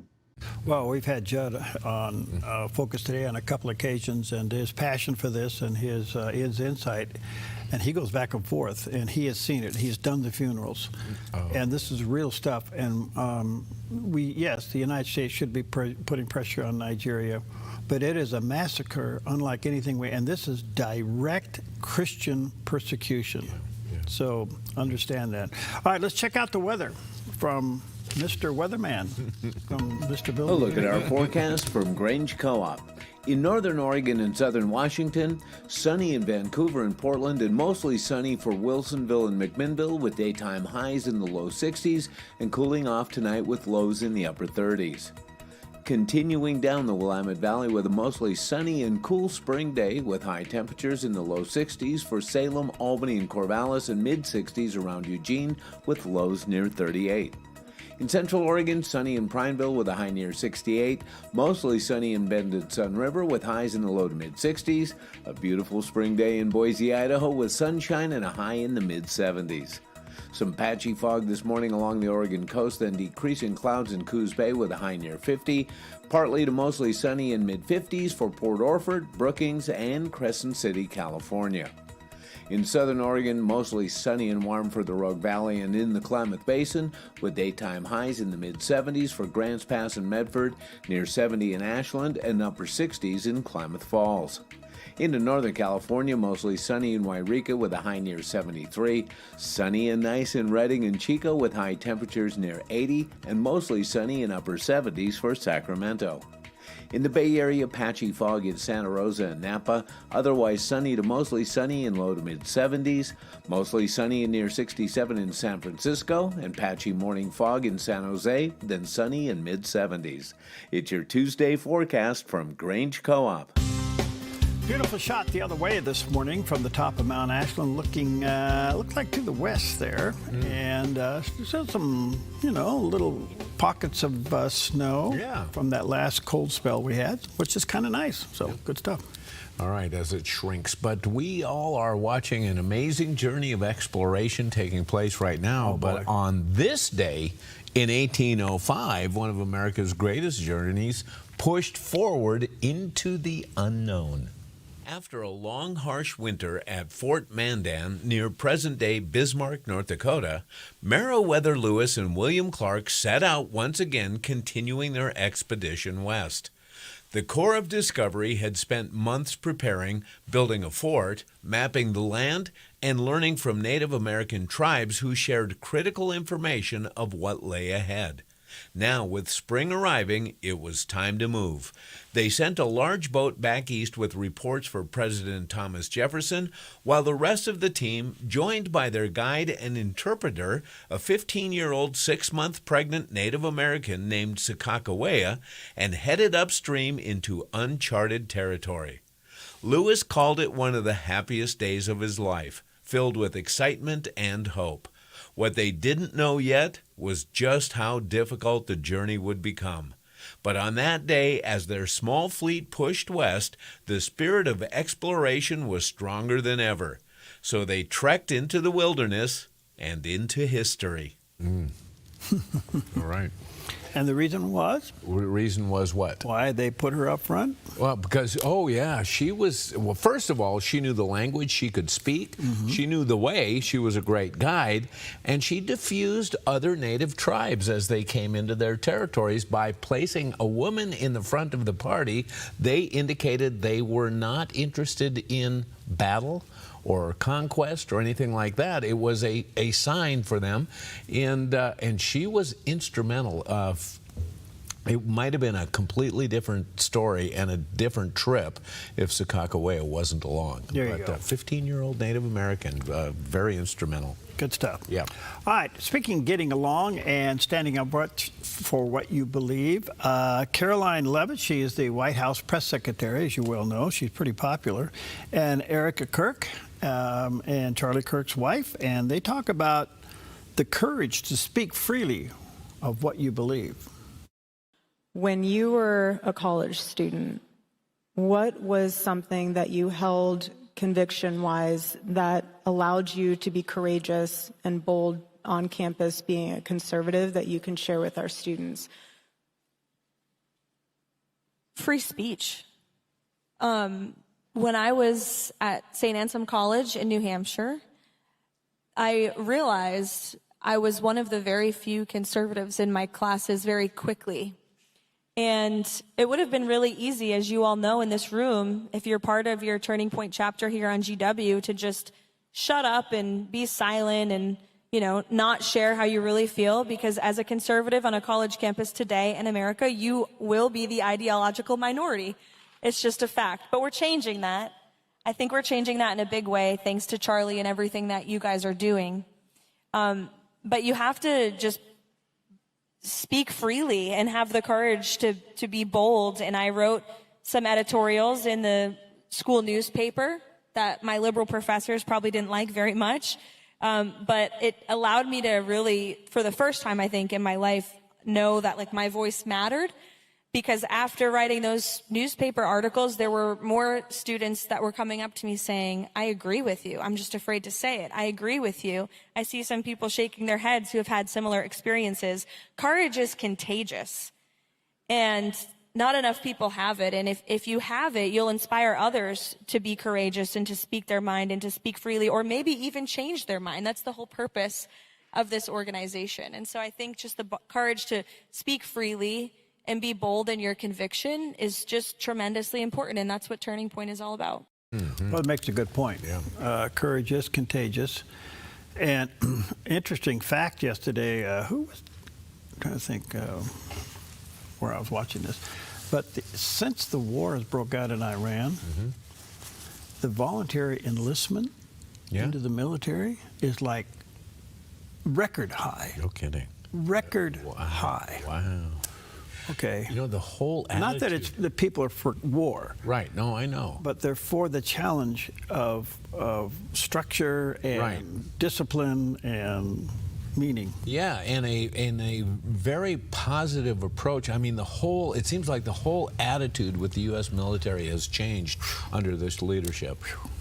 Yeah, all the woke stuff and all that stuff. Yeah. And, just get in and... Go in, let's enlist and then go in and have trans surgery. Oh, well, go along to get along, Anyway, hey, it's a new day at the military. Yes, it is. Yeah, good deal. Big time new day at the military. All right, good morning to you. We'll take a quick break as we're looking for coffee cake, great harvest. Cinnamon bread? Yeah. Okay. Yeah, we'll do that. Beyond our galaxy, you are home.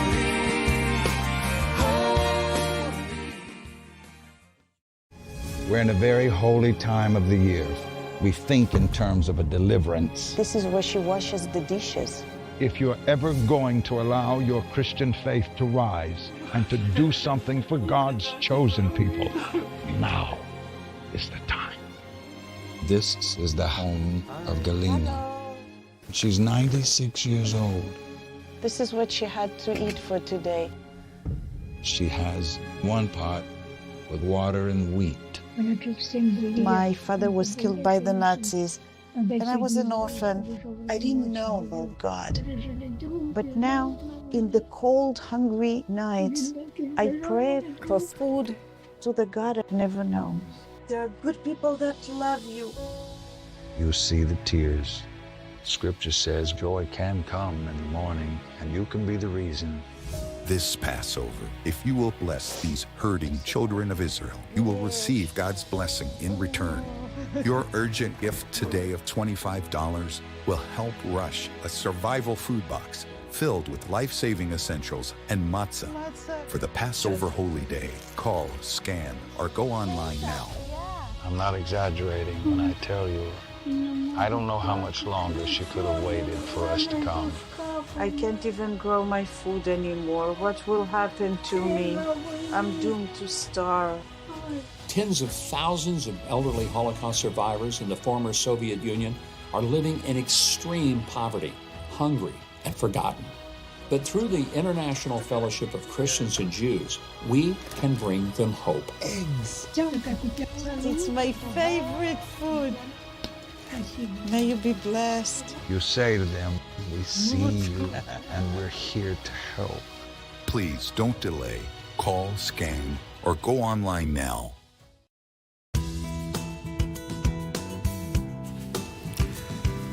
All right, welcome back. Part of the news conference yesterday where the president and some of his cabinet members came before the press to explain what's going on with the war. In particular, the news conference was pretty much dominated by the rescue of the second pilot that got ejected out of the F-15 when it was shot down.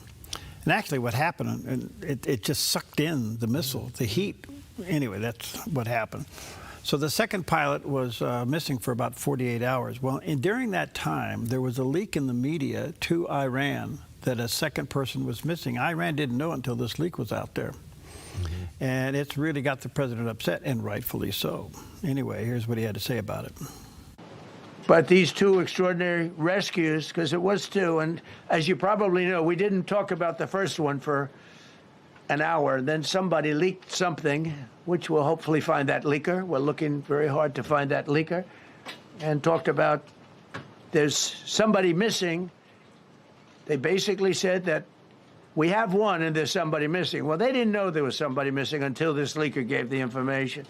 So whoever it was, we think we'll be able to find it out because we're going to go to the media company that released it, and we're going to say, national security, give it up or go to jail.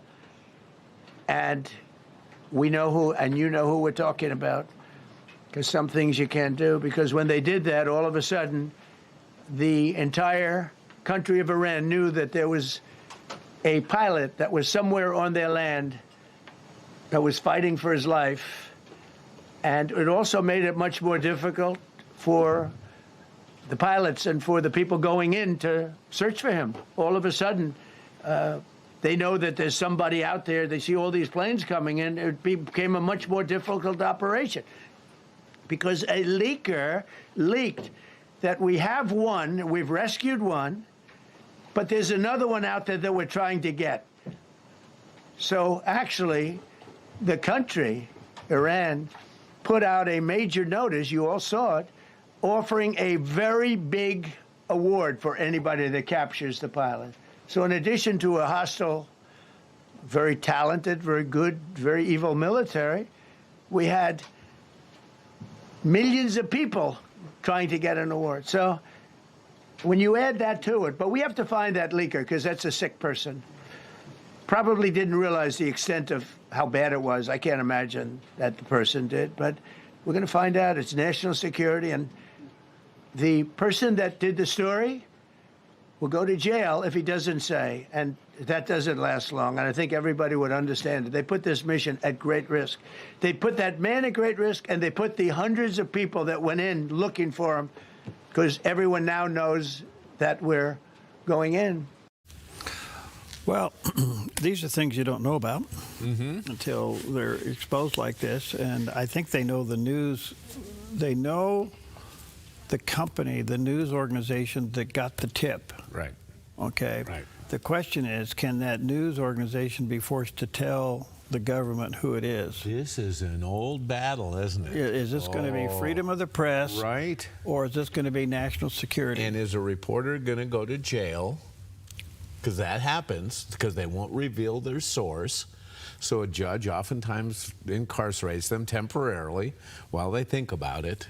Are we going to see all this unfold again? Well, here we go. I think so. Well, given the circumstances, I think he makes a good argument here, but we'll have to wait and see how it plays out. Yeah. All right, 1 Peter chapter 5, verse 7. This is a great encouragement for you today. Casting all your anxieties, not 3%, all of them, on him. Why?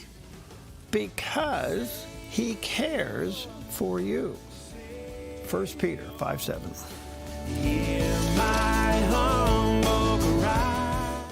Applegate River Golf and RV Resort, a pristine 9-hole course alongside the Applegate River. Their clubhouse offers a golf simulator experience. The RV resort is adjacent to the golf course with convenient pull-through parking. Applegate River Golf and RV Resort. Information at applegaterv.com.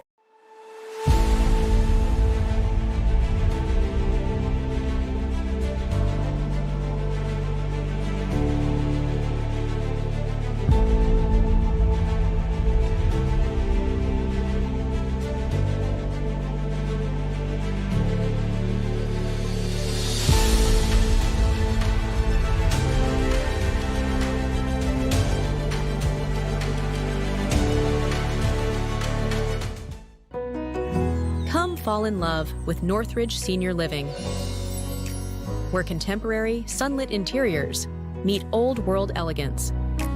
Walk through our lovely hallways and enjoy the fun staff-led activities. Forge lasting friendships with other residents and our exceptional caregivers. Dine in style. Gather near the fireplace under breathtaking chandeliers. Our reasonably priced apartments are spacious with private balconies. Northridge is Christian-owned and operated, pet-friendly, and only 2 blocks from Asante Rogue Regional Medical Center. On-site, in-home care is available.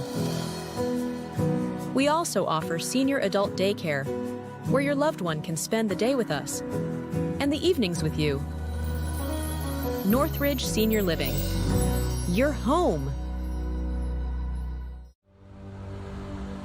A ministry moment on the Dove. Ecclesiastes 3:11 says this: God has planted eternity in the human heart. But even so, people cannot see the whole scope of God's work from beginning to end. Now, I want you to notice that verse. Notice it says, God has planted eternity in the human heart. What does that mean? It means that no matter where you are in the world, no matter what religion somebody has, human beings have a God-given, built-in instinct to realize there's got to be more to life than just here and now. Eternity was put in our hearts. We got to think, there's got to be more to this. There's got to be more to life after death. Why does every religion believe there's life after death? Because God wired us that way. You were made for more than just the here and now. A ministry moment on the Dove. You're watching the Dove TV, encouraging and informative for Salem, Portland, and the Willamette Valley. Seen on KWVT 17 and these Dove TV affiliates.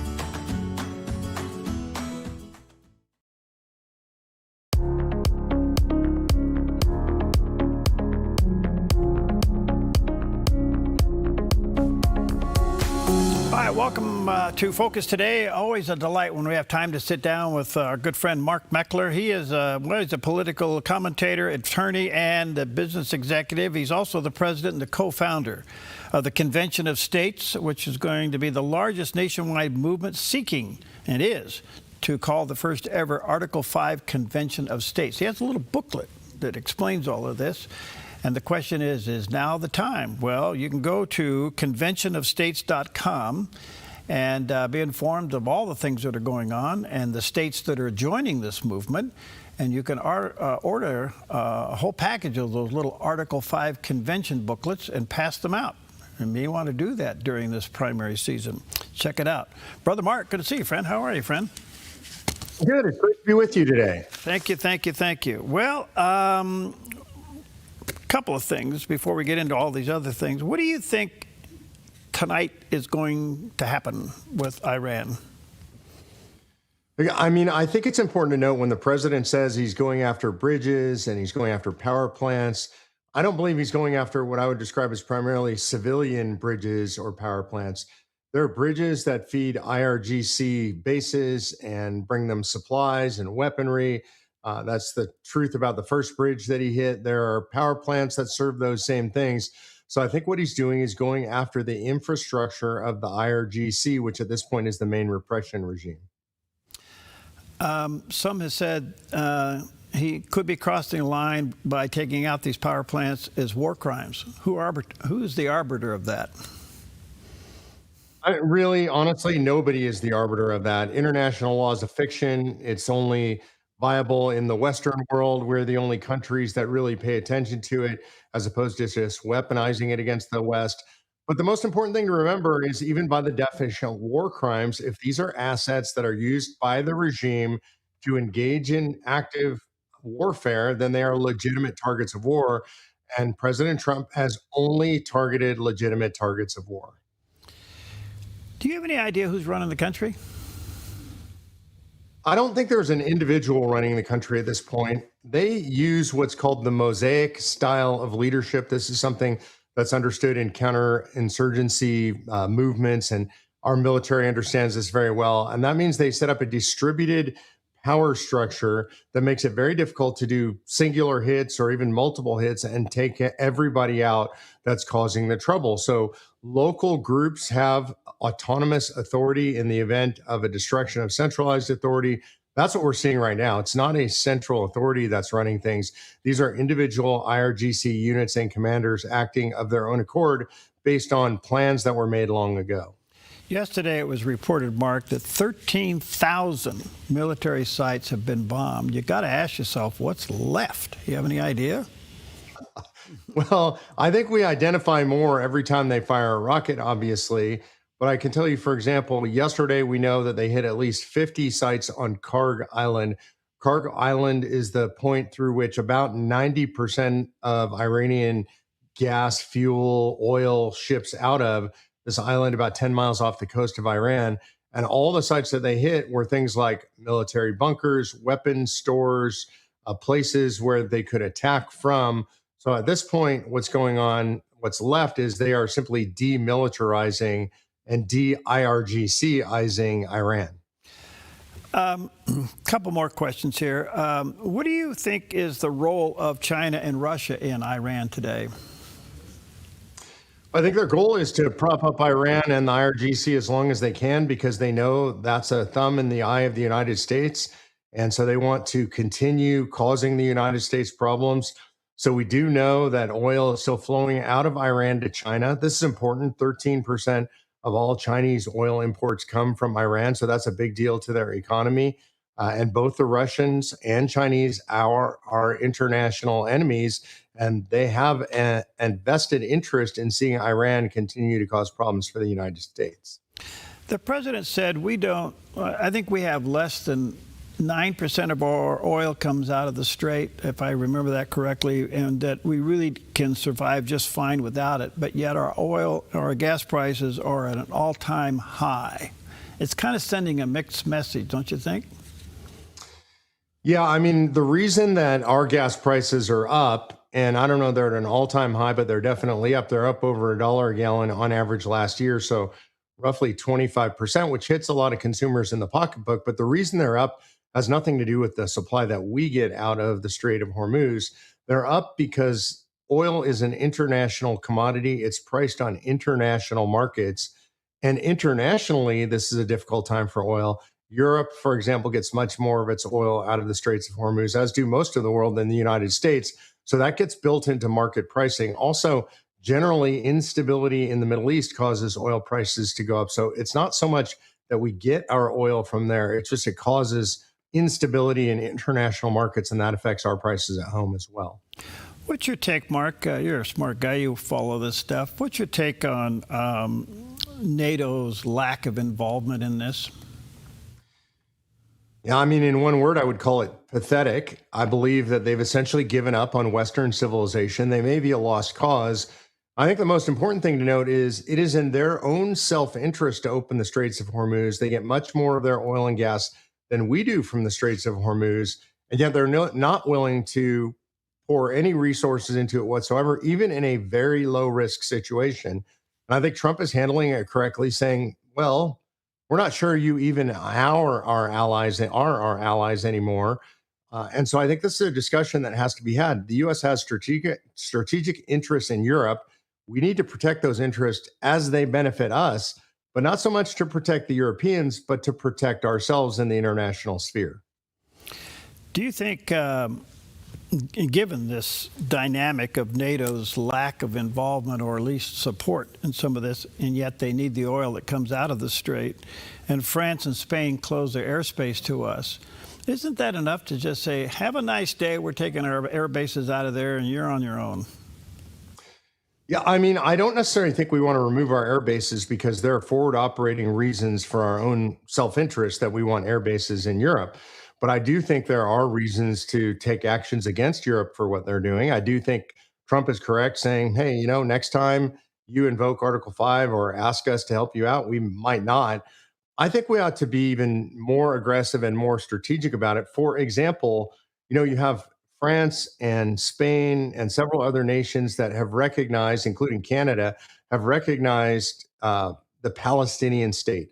And I think that Israel and the United States ought to recognize the Basque separatists in Spain as a new nation. We ought to plant an embassy there. In fact, we ought to put the embassy for the new Basque nation right there in Madrid, the capital of Spain, because if they can play this, they're going to create a nation wherever they want it, then so can the United States. And they are playing counter to the United States, and we ought to start playing counter to them where it's valuable to us. Interesting. So as much as the president's supposedly evaluating getting out of NATO, I don't know if I see that happening. It could just be rhetoric, but there's certainly no value for us to stay in the UN or the UN staying in the United States. Yeah, I completely agree with that. And it frustrates me to no end that we are the major funder of the UN. A huge portion of the budget comes from the United States of America. They sit on incredibly valuable land right now in New York that ought to be ceded back to the United States of America. And I think the UN has proven itself to be a useless institution. The only decent argument, Perry, that I've ever heard for maintaining the UN at this point is it's a good place for us to spy on other nations, but we probably have other methods for doing that. And I would say it's time to get the UN out of the United States and the United States out of the UN. How dangerous are these high gas prices impacting the midterm elections in the United States? Yeah, I don't think they're all that dangerous right now. If you look at President Trump's net approval rating, it's still pretty good. It's up there as high as Obama was at this point in his second term, certainly as high as many other presidents were in their second term. And Americans have a pretty short memory. As soon as we wrap up the military adventure in the Middle East, what will happen is those prices will come down almost immediately. I think that will be done long before the midterms. Do you think at the end of the day, wrapping up the activity in Iran means that the regime has been taken out? I mean, it's a question of what we mean by taken out. The regime has been effectively and virtually completely neutered. If you look at a diagram of their leadership structure, the vast majority of their high-level leaders are now dead. And so we don't even know who's leading the country. You asked that question earlier. I don't think anybody knows. I don't think there is necessarily anybody leading the entire country. It's the first, what I've heard referred to as AI leadership in a country. What they mean by that is there are actually AI videos coming out of some of the top level leaders who we know are dead. And so I think we have effectively done the mission. What I mean by that is they are no longer a threat. Their nuclear program has been destroyed. Their ballistic missile program has been destroyed. Their ability to project force has been destroyed through both Hamas, Hezbollah, the Houthis, virtually anybody in the region that were their terrorist proxies. They're no longer operating in Venezuela, where they were operating very heavily. So I think we've accomplished a lot of the mission. Will the regime survive, at least in a neutered form? It's possible, but I don't think that's the primary goal of the mission. And I do think eventually that regime is going to fall anyway. Okay. One last question. Can we afford to leave the enriched uranium there, or do we have to go get it? And ideally, we get it, but right now it's buried under millions of tons of rubble, is my belief. I think they had a pretty good idea where it was. I think most people don't realize how good our intel is on the ground in Iran. There are multiple reasons for that. The Israelis have had spies on the ground in Iran for decades, so they know a lot. You have the U.S. with our spy capability via satellite, and the Israelis, we keep a pretty close eye on everything. And anytime you have an unpopular regime, you have essentially an infinite spy apparatus, and that's the apparatus of the population that hates the regime. They keep tabs on the regime. They know when people are coming and going. They can tell where heavy security is, and they're feeding that information to the United States and to Israel. So I think we've got them pretty well under wraps at this point. Okay. I want to switch your attention, Mark, quickly back home before I take a break here, and I want to deal with this rising $39 trillion debt. It's a figure so big that we're ignoring it. We can't afford to do that. Where do you think this is going? At what point do we hit the wall? Man, Perry, I don't think anybody actually knows that. I think we're getting close to some very dangerous signals in the market right now. One is when interest payments on debt exceed the military budget of any nation, that nation has never survived. We're getting very close to that. That'll happen for us in the next couple of years at the current trajectory. And so that's a pretty dangerous spot for us to be, especially with all the conflicts taking place in the world right now. Second is what they call the mark-to-maker market for U.S. bonds. And what that means is every time we put U.S. bonds up for sale, which is how we raise debt money, a certain amount of people bid on those bonds. You need more people bidding than bonds that are for sale, or the bonds go unsold. And those numbers have gotten dangerously low recently, those ratios. In other words, the people who are willing to buy the bonds for the interest rates that are being offered are very low. That means the interest rates have to be raised. And when you get to a one-to-one, what they call market maker to the mark price, that's generally signals a collapse. And that's an economic collapse if we can no longer borrow on the open market. So I think we're getting close. Hard to say exactly when that date is. Could those who bought the bonds call for the note? They can't call them because all these terms are based on a period that's fixed when you buy the bond. In other words, U.S. Treasury bonds are sold in denominations in dollars, but denominations in time also. So people are buying a 1-year bond, a 3, a 5, a 10-year bond, and they're not due until they're due. So they can't call those bonds in early like people have made runs on banks in the past. So that's not the risk. The risk is that we continue to run the country based on debt. And when you can't raise debt anymore, when you can't sell the bonds, money stops flowing and the government stops operating. If you were president for a day, how would you address this problem? I mean, where do you as president and Congress somehow get together and say, hey, look, we got to stop this bleeding? Yeah, I don't think it can be done by presidential edict alone. So being president for a day wouldn't do it. I think you would have to say dictator for a day. I'd first say, God forbid anybody makes Mark Meckler dictator for a day. I don't have that kind of wisdom. But if that happened in some nightmare scenario, what I would do is I would start trimming U.S. spending. And by trimming, I don't mean that I would do it radically. I would want to do it radically. That would be my desire. But that would potentially crash the U.S. economy and the world economy. And so I would do something like the plan being proposed by Rand Paul right now, which is you cut 6 cents out of every dollar every year until you balance the budget. So it doesn't take that long to balance the budget if you do that. And that's the way to create real prosperity. And by the way, nobody's seriously going to miss that 6 cents out of a dollar. We're wasting more than that right now every day. You know, we saw this back in the Nixon administration where he put a freeze on hiring and a freeze on spending, and it worked. Yeah, I mean, this is one of the things, Perry, that's so frustrating to me. The government is the only place that I know where they say if you don't give them a raise every year, you've cut spending. That's not normal accounting. No, you don't do it that way at your home. No state or city does it that way.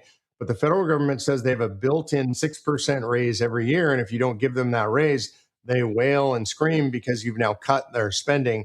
And we also, I would argue, need to incentivize good behavior by government employees. Human beings, we're incentive machines. We respond every single time to incentives. And so what I mean by that is right now, for example, the incentive is for people in government to spend every penny that's been budgeted for their department. Why? Because if they don't spend every penny, and we've all heard the stories, they're legion at the end of the year, they are spending wildly on things they don't need so that they maintain their budget.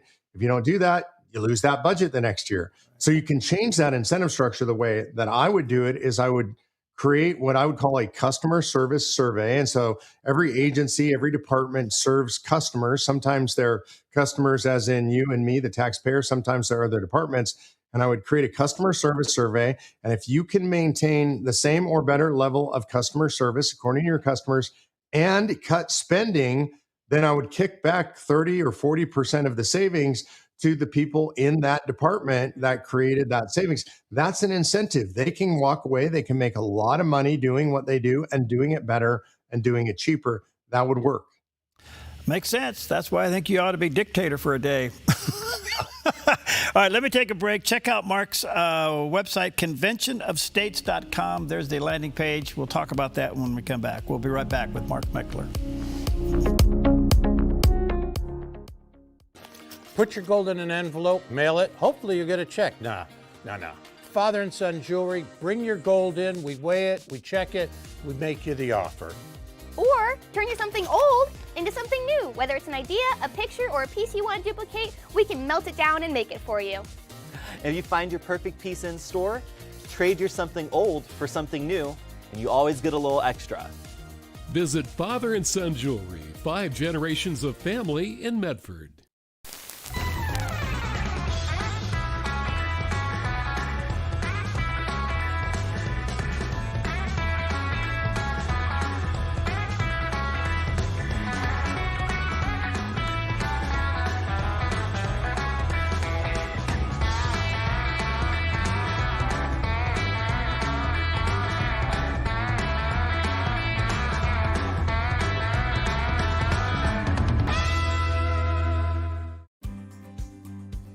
Stewardship begins with the knowledge that nothing belongs to us, but everything belongs to the Lord. This helps us to run a business not in the fear of lack, but in the assurance of His care and provision. Such a perspective eliminates the drive to sell and replaces it with a heart that says serve. This begins with serving our clients and coworkers with integrity and genuine care. That's why McKelly's is automotive service with a heart for God, and treating others as we ourselves would want to be treated. Our promise is to never sell our clients anything we don't believe they need. Another is to do all we can to meet other needs, such as shuttle service and loaner cars, or taking the time to really listen, even at times praying with our customers. Sometimes this means sacrifice, going above and beyond. But that's why I work for Kelly's Automotive Service, honoring God while serving people with honesty and integrity.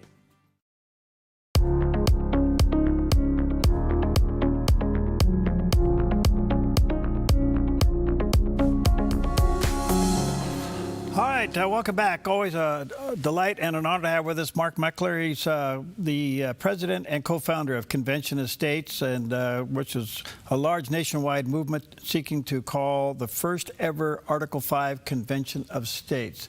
Mark, I see you have Kansas up there. Give us an update.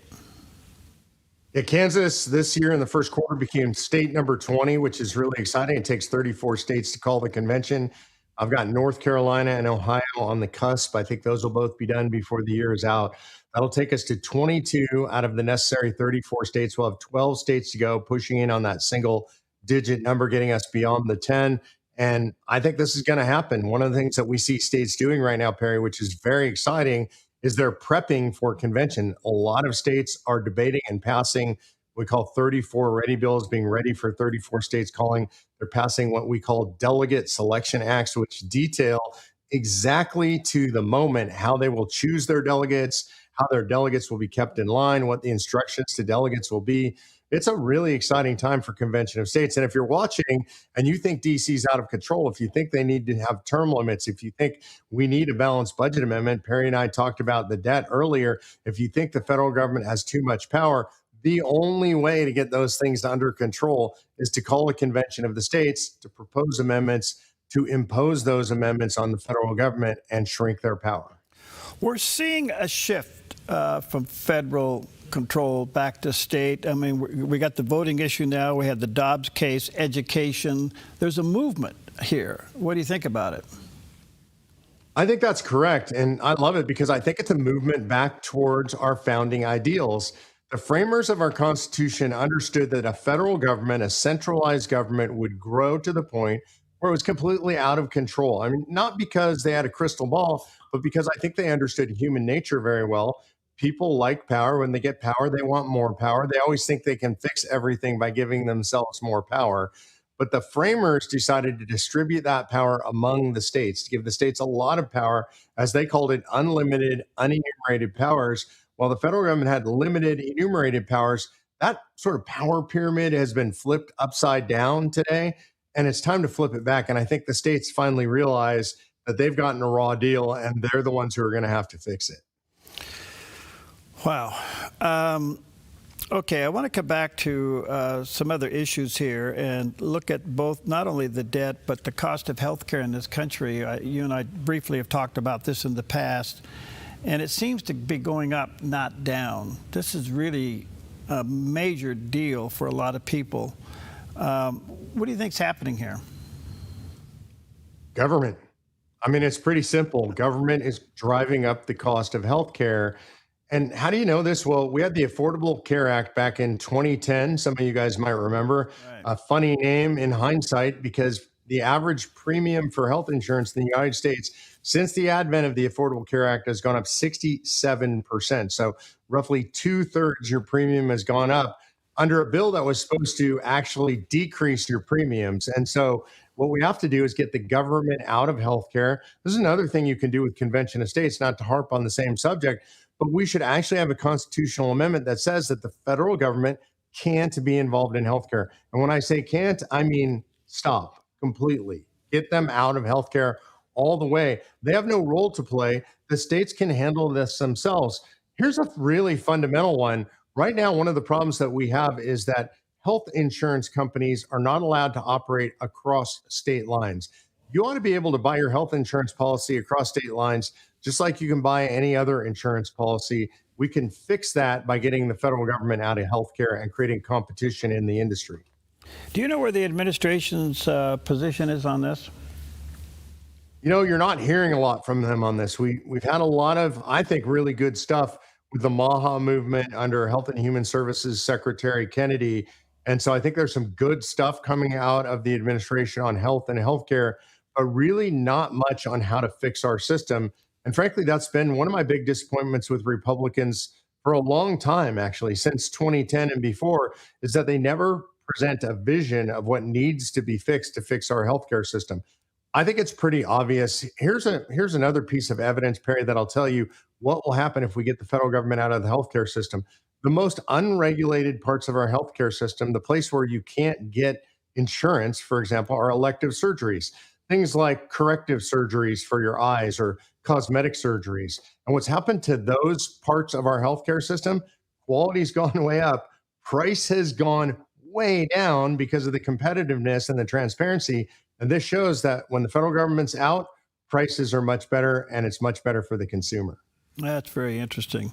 I want to come back to the shutdown of DHS and how that's being managed. You know, it's interesting. They interview a lot of people that were standing in line during the holidays for the TSA and all that.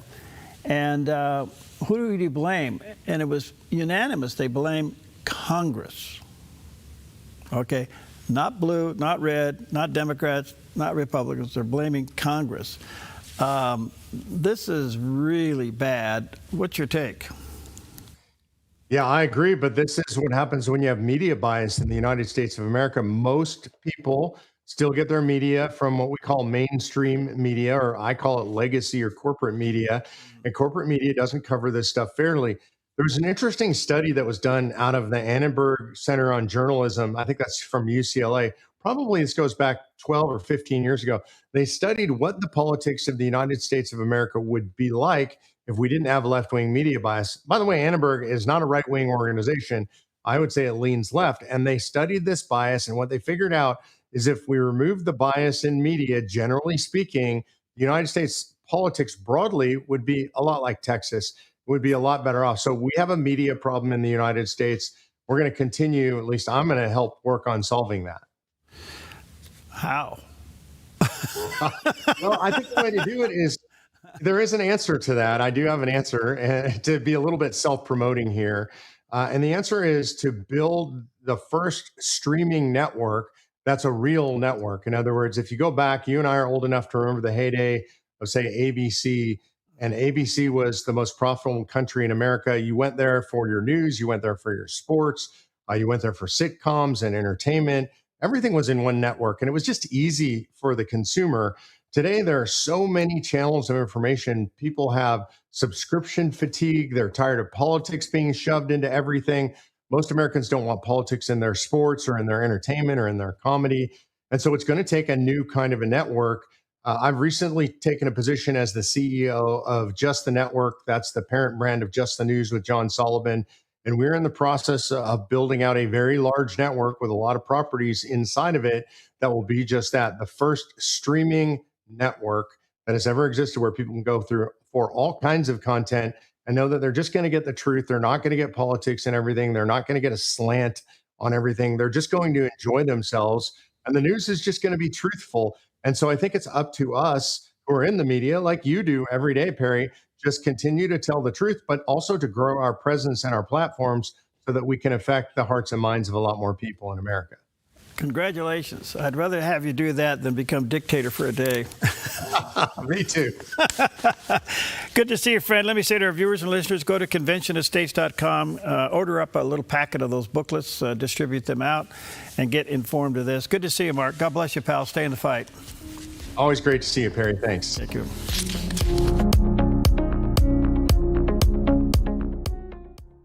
Applegate River Golf and RV Resort, a pristine 9-hole course alongside the Applegate River. Their clubhouse offers a golf simulator experience. The RV Resort is adjacent to the golf course with convenient pull-through parking. Applegate River Golf and RV Resort. Information at applegaterv.com. Something to think about from the Dove TV. Mourning is sadness over sin. You're mourning because of your sin or the effects of sin, even if it's on others. Sin should make us sad. When we see it in our own lives, the regrets of our sin, and when we see its effect in the world around us, on our loved ones, on our society. The negative effects of sin are no joking matter. You are blessed when what hurts the heart of God hurts your heart too. You are blessed when you feel about evil the way God feels about evil, where it's not dismissed, but it hurts. Have you seen Mornings on the Dove? But it's just hard to believe that the United Nations goes into this Emergency Security Council to condemn the war on a nation that has killed 40,000 plus of its own people. For 47 years, the Iranian regime has chanted, quote, "Death to America." What good is the United Nations? News with a little bit of common sense. Mornings on the Dove, weekdays 6 to 8 a.m. Your property demands equipment with more reliability, durability, and versatility built in. Kubota equipment is ready to get the job done right.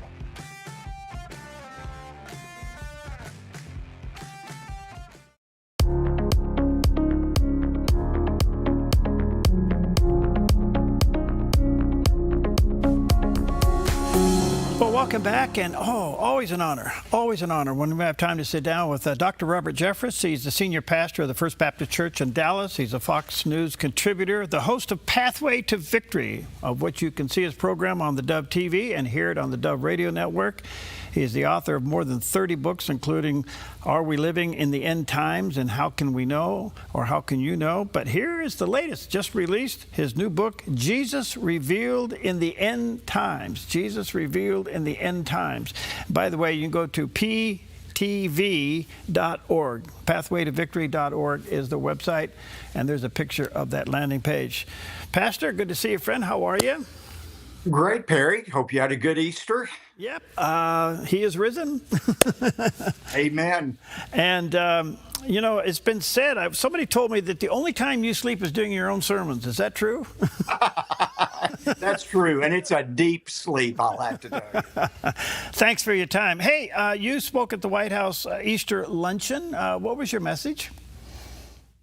Well, we were there to listen to the president, and then a few of us were invited to come on stage and pray for the president, and I was honored to do that. And I thank God that we have a leader like we do in President Trump. And, you know, it was really interesting, Perry, that day, last Wednesday, he had gone to the Supreme Court, come back to the White House, gone to the Situation Room for a briefing on Iran, was involved in a big cabinet staff shakeup, and yet he found time to spend an hour with faith leaders talking about the most important event in human history, the death and resurrection of Christ. And I think that said a lot about what his priorities are. This past Easter, reading some statistics, and again, I think they need to be qualified, but it appears this may have been one of the most attended times in church history in America, as so many people went to church on Sunday. Do you have any idea why that may be true? Well, I try to be a little skeptical of statistics because, especially, they're snapshots of a moment in time. Right. I think there seems to be pockets of revival going on in the country, but I think, Perry, we have to be honest and look at the overall trend, and it's not a good one. I mean, in the last 25 years, there are 40 million less Americans going to church than were 25 years ago. We've lost 40 million people going to church, and that's not encouraging. That's more people than were saved in the First Great Awakening, the Second Great Awakening, and every Billy Graham crusade that's ever been conducted. So, you know, we're seeing a little bounce off that low maybe, but I think the long-term trend isn't that great. However, and I need to be quick to add this, the strength of Christianity through the years has never been in the number of its followers. The strength of Christianity is in the power of the message. And whether Christians are in a majority status or minority status, the power is the preaching of the gospel. So I think that's what we've got to keep focused on. Do you see an appetite, a searching happening in the country? I think there's a selective appetite. And, you know, we look back last September to the assassination of Charlie Kirk, for example, and supposedly that spawned a great revival among Gen Xers. I think what has really happened is his death pierced the sense of invincibility a lot of young adults have. They became aware of their mortality. They started searching for something with deeper meaning than a momentary satisfaction. And that searching and questioning led some of them to Christianity, but it's led others to hedonism or other extremes as well. So again, I think there are pockets of revival going on, but I wouldn't call it wholesale revival in our country yet. What's your take of the war in Iran? Well, I think all war is certainly regrettable, but I think it's also inevitable. It's a sign of a fallen world. And look, I was privileged to be in the Oval Office with President Trump about 3 days after the war began, and I thanked him personally for his courage in confronting an evil that no president has been willing to confront before. And I said, Privately, I said in my prayer for him last Wednesday at the White House, I said, this is not just a physical war. This is a spiritual war we're involved in between good and evil, between the kingdom of God and the kingdom of Satan. And Perry, I know some people think that's extreme language to use, but what else do you call the slaughter of 45,000 of Iranians for their protest? What do you call the murder of 45,000 people if you don't call it evil? It is evil, and we need to call it out for what it is. And I believe Romans 13 makes it very clear that one of the purposes of government is to bear the sword, to punish evildoers. And I think government not only has the right, but the responsibility to that. And I think whether we're Republican or Democrats, we all ought to be praying for the President of the United States right now. We ought to pray for our military men and women that God would grant them success in what they do. Do you think the president understands what you said about this being more spiritual than political or international? I heard him say it yesterday. I mean, he was asked in a press conference, do you believe this is evil, what the Iranians are doing? Do you think God is on our side? And he said, yes, I do, because God hates evil. I mean, that's the President of the United States talking. So, yes, I believe he has an understanding of that. That's wonderful. On the other hand, we saw mass murders in Nigeria on Easter Sunday, and we saw the King of England not even mention Easter to his nation on Easter. What's your take on that, Pastor? Well, it's the secularization we're seeing of the entire world, and it's happened in Europe. There's, again, some sparks of revival in certain places in Europe, in Africa. But when you have the King of England not talking about Easter, I mean, that says volumes. When England used to be known as the defender of the faith, now it's the defender of the faiths, plural. And I think it's a lamentable thing that we're seeing happening in Europe. Your new book, Jesus Revealed in End Times, this is an interesting topic to say the least, but kind of give us an overview of what you're trying to communicate to us here.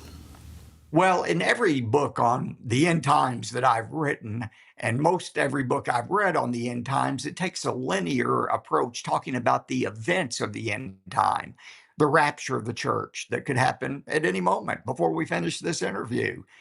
I'll be gone, Perry. I'm not sure if you'll be left to conduct it or not, the interview, but no, I'm assuming we'll both be gone at the rapture of the church. Okay. And then begins the 7 years of tribulation, the Antichrist, signs of peace treaty with Israel. The world hails him as a great peacemaker, and then he breaks that peace agreement halfway through the tribulation, and that launches the judgments of God against the world that culminate in the second coming of Jesus Christ, the millennium and eternity future. Most approaches to prophecy go that way at the events, but really in the end times are about a person, not about an event. They're about a person, the Lord Jesus Christ. And so in this book, Jesus Revealed in the End Times, I take a positive approach to Bible prophecy and show how the end times are really about Jesus. They're about Jesus coming back in his full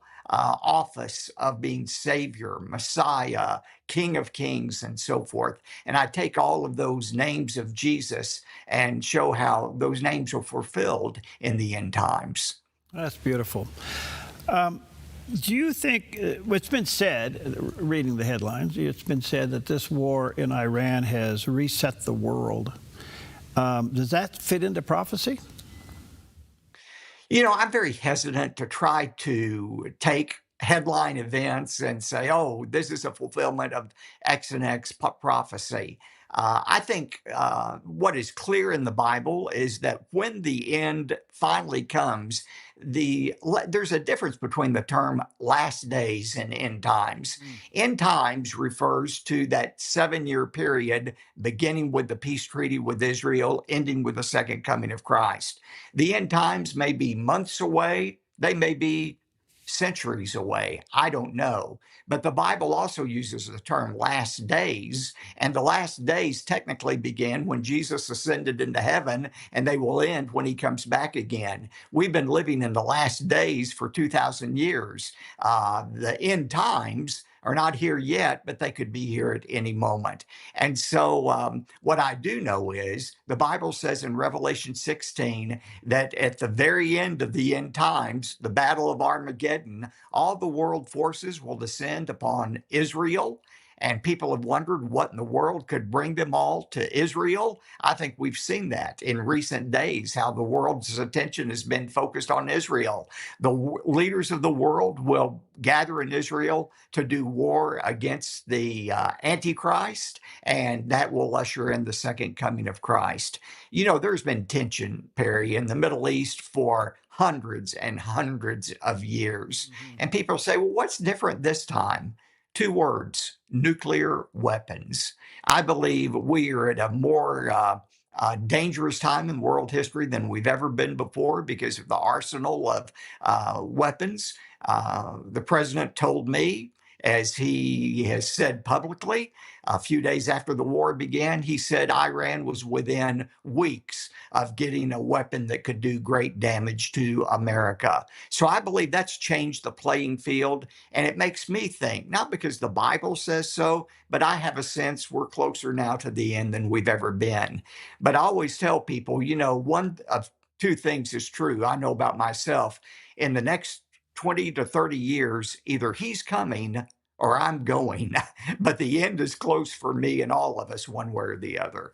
You know, there's so much of this. Your previous book, Are We Living in the End Times, and How Can I Know It? And your new book, Jesus Revealed in the End Times, is certainly pointing towards the events that are going on in the world and timelines.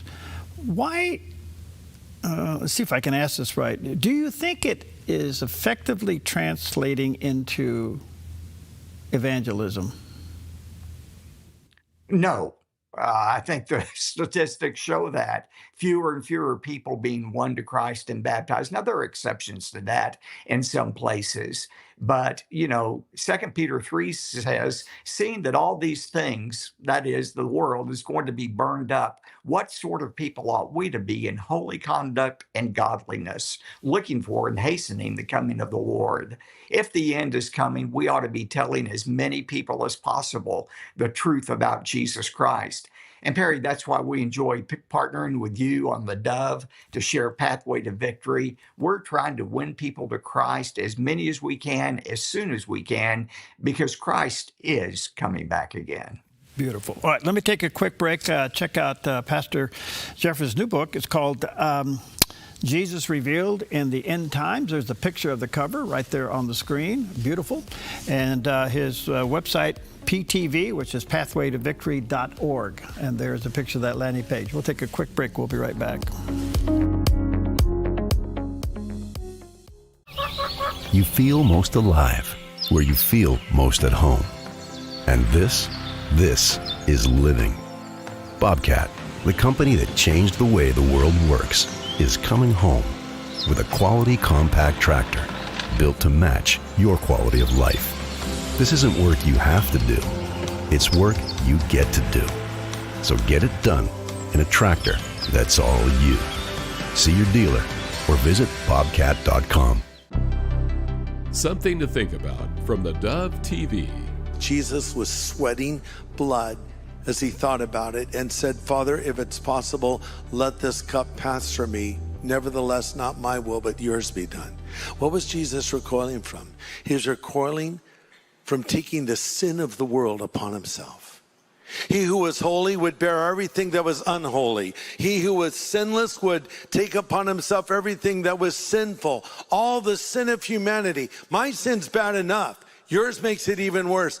Imagine the whole human race poured upon him as he died in our place as a substitute. And that is why he cried out, Eli, Eli, lama sabachthani, which means, my God, why have you forsaken me? But Jesus was forsaken so I could be forgiven. He died in my place. Something to think about from the Dove TV. Hi, I'm Ryan Robertson. host of a brand new program on the Dove, Ministries on the Move. Ministries on the Move spotlights the incredible work of how God is using everyday people and organizations, putting their faith into action, serving the hurting, strengthening families, and sharing the hope of the gospel in practical ways. Be inspired and discover these Ministries on the Move. Tuesdays and Thursdays at 4 p.m., right here on the Dove TV. Encouraging and informative. More at thedove.us.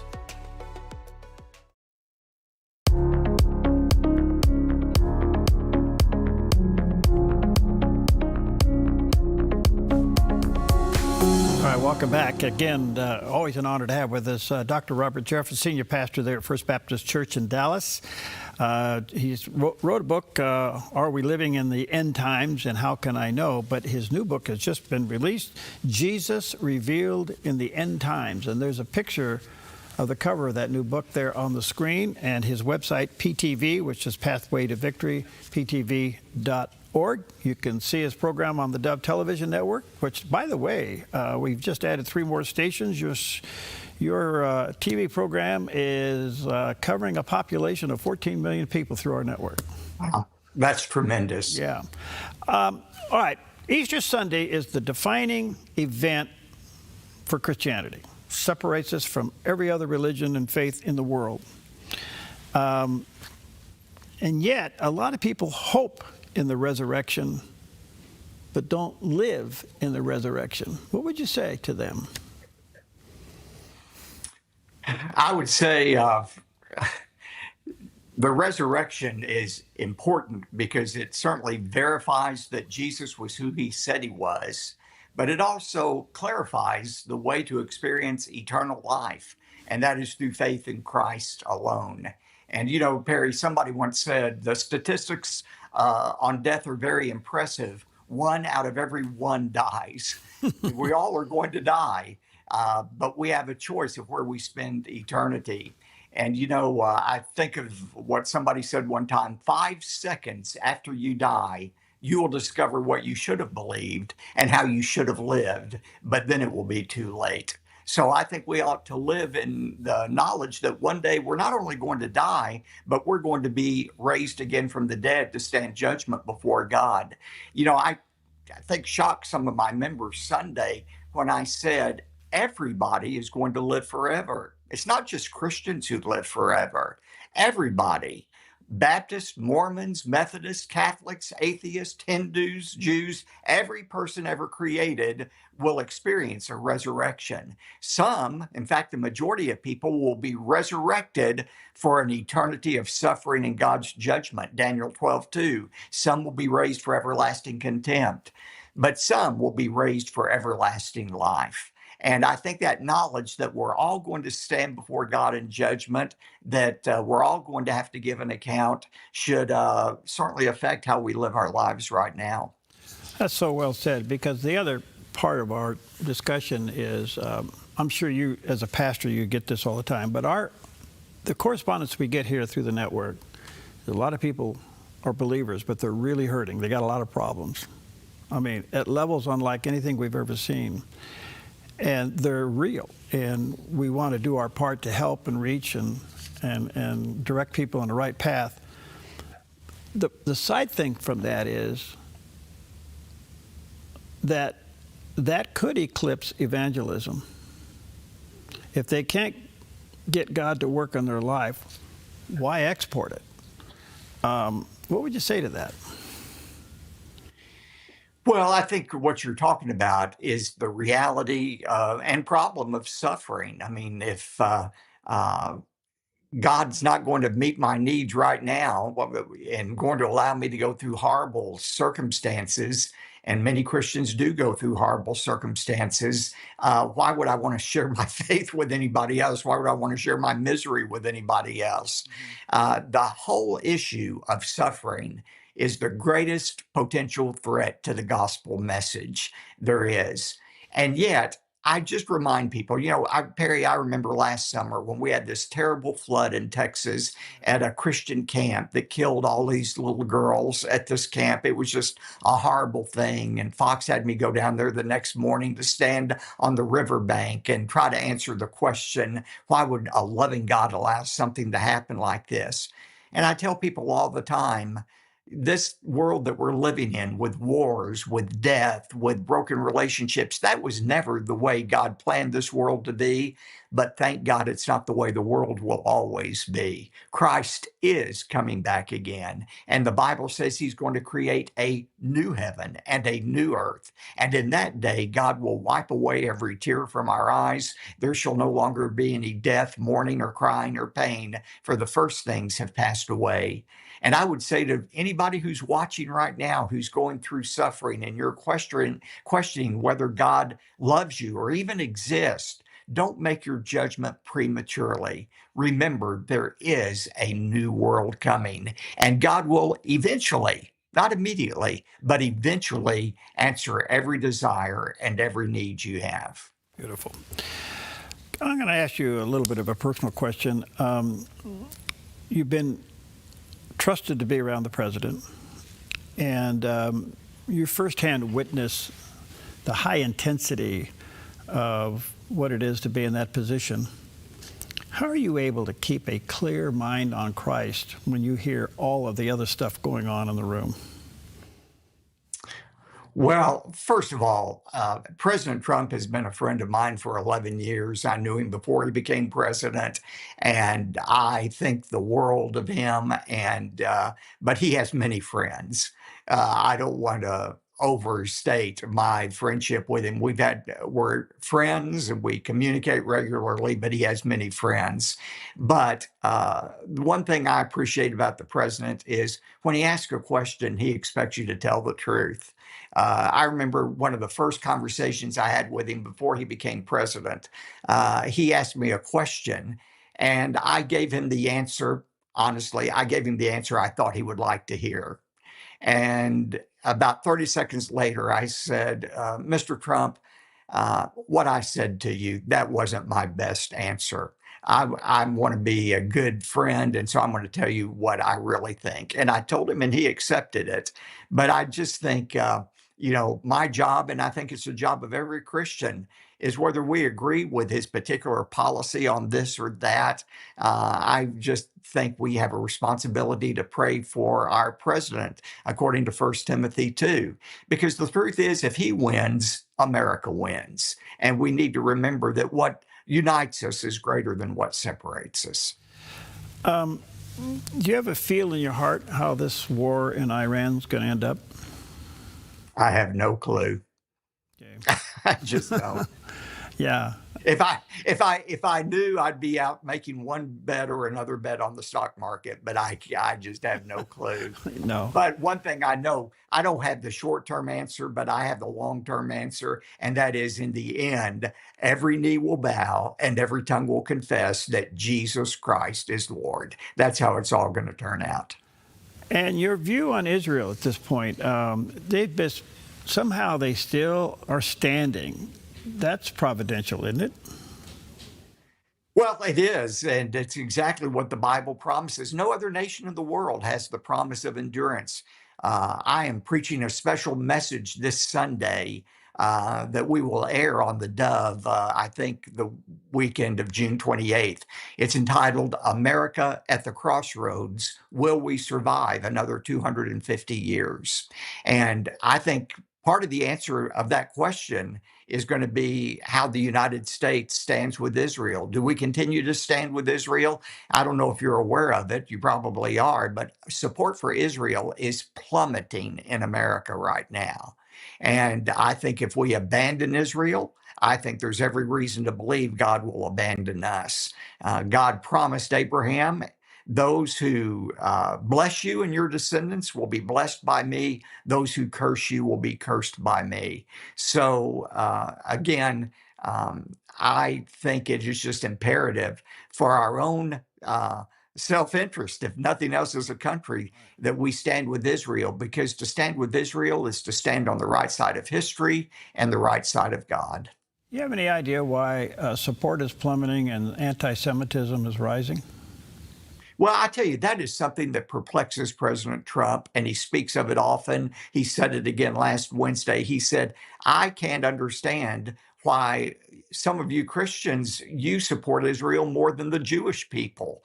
And I think there's an answer to that. I think it's the secularization of the Jewish people, just like we have a secularization of Christians. Christians are more interested in having their personal needs met than they are on standing on the Word of God. And we saw when the Jewish people were out of the land for 70 years and in Babylon, many of them didn't want to go back when they were given the chance to go back because they had become acquainted and used to the ways of the Babylonians. And so I think the interest in Israel in our country is plummeting because many Christians, Perry, not just non-Christians, many Christians are biblically illiterate. They don't know what the Bible says about Israel, or they bought into replacement theology that says God has replaced Israel with the church. And I think all of that has led to a downward drift in support for Israel. The last question's a big one. That doesn't eclipse our love for Israel to help them to see that Jesus is the Messiah, correct? Absolutely. And I think Christians have to be careful. There are not two covenants. There are not two ways to God, one way for the Jews and every other way for Christians. I mean, the fact is, Jesus said in John 14:6, I am the way, the truth, and the life. No man comes to the Father but by me.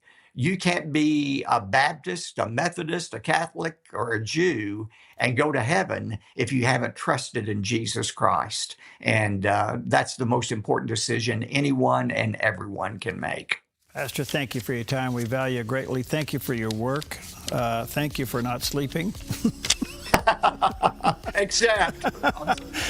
Let me say to our viewers and listeners, check out Pastor Jeffress' new book, Jesus Revealed in the End Times. There's a picture of the cover of the book, available wherever books are sold. And check out the other one if you didn't get it, Are We Living in the End Times and How Can I Know? Both books, I think, are very timely. Thank you, my friend. God bless you. Keep up the good work. Thanks for the partnership, Perry. You bet.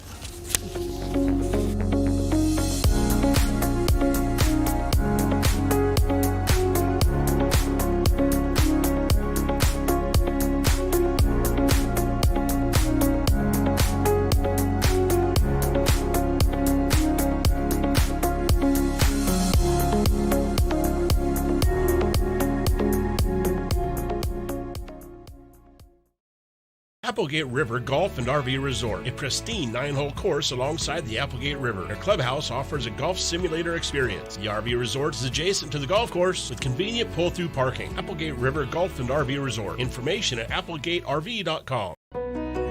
Come fall in love with Northridge Senior Living.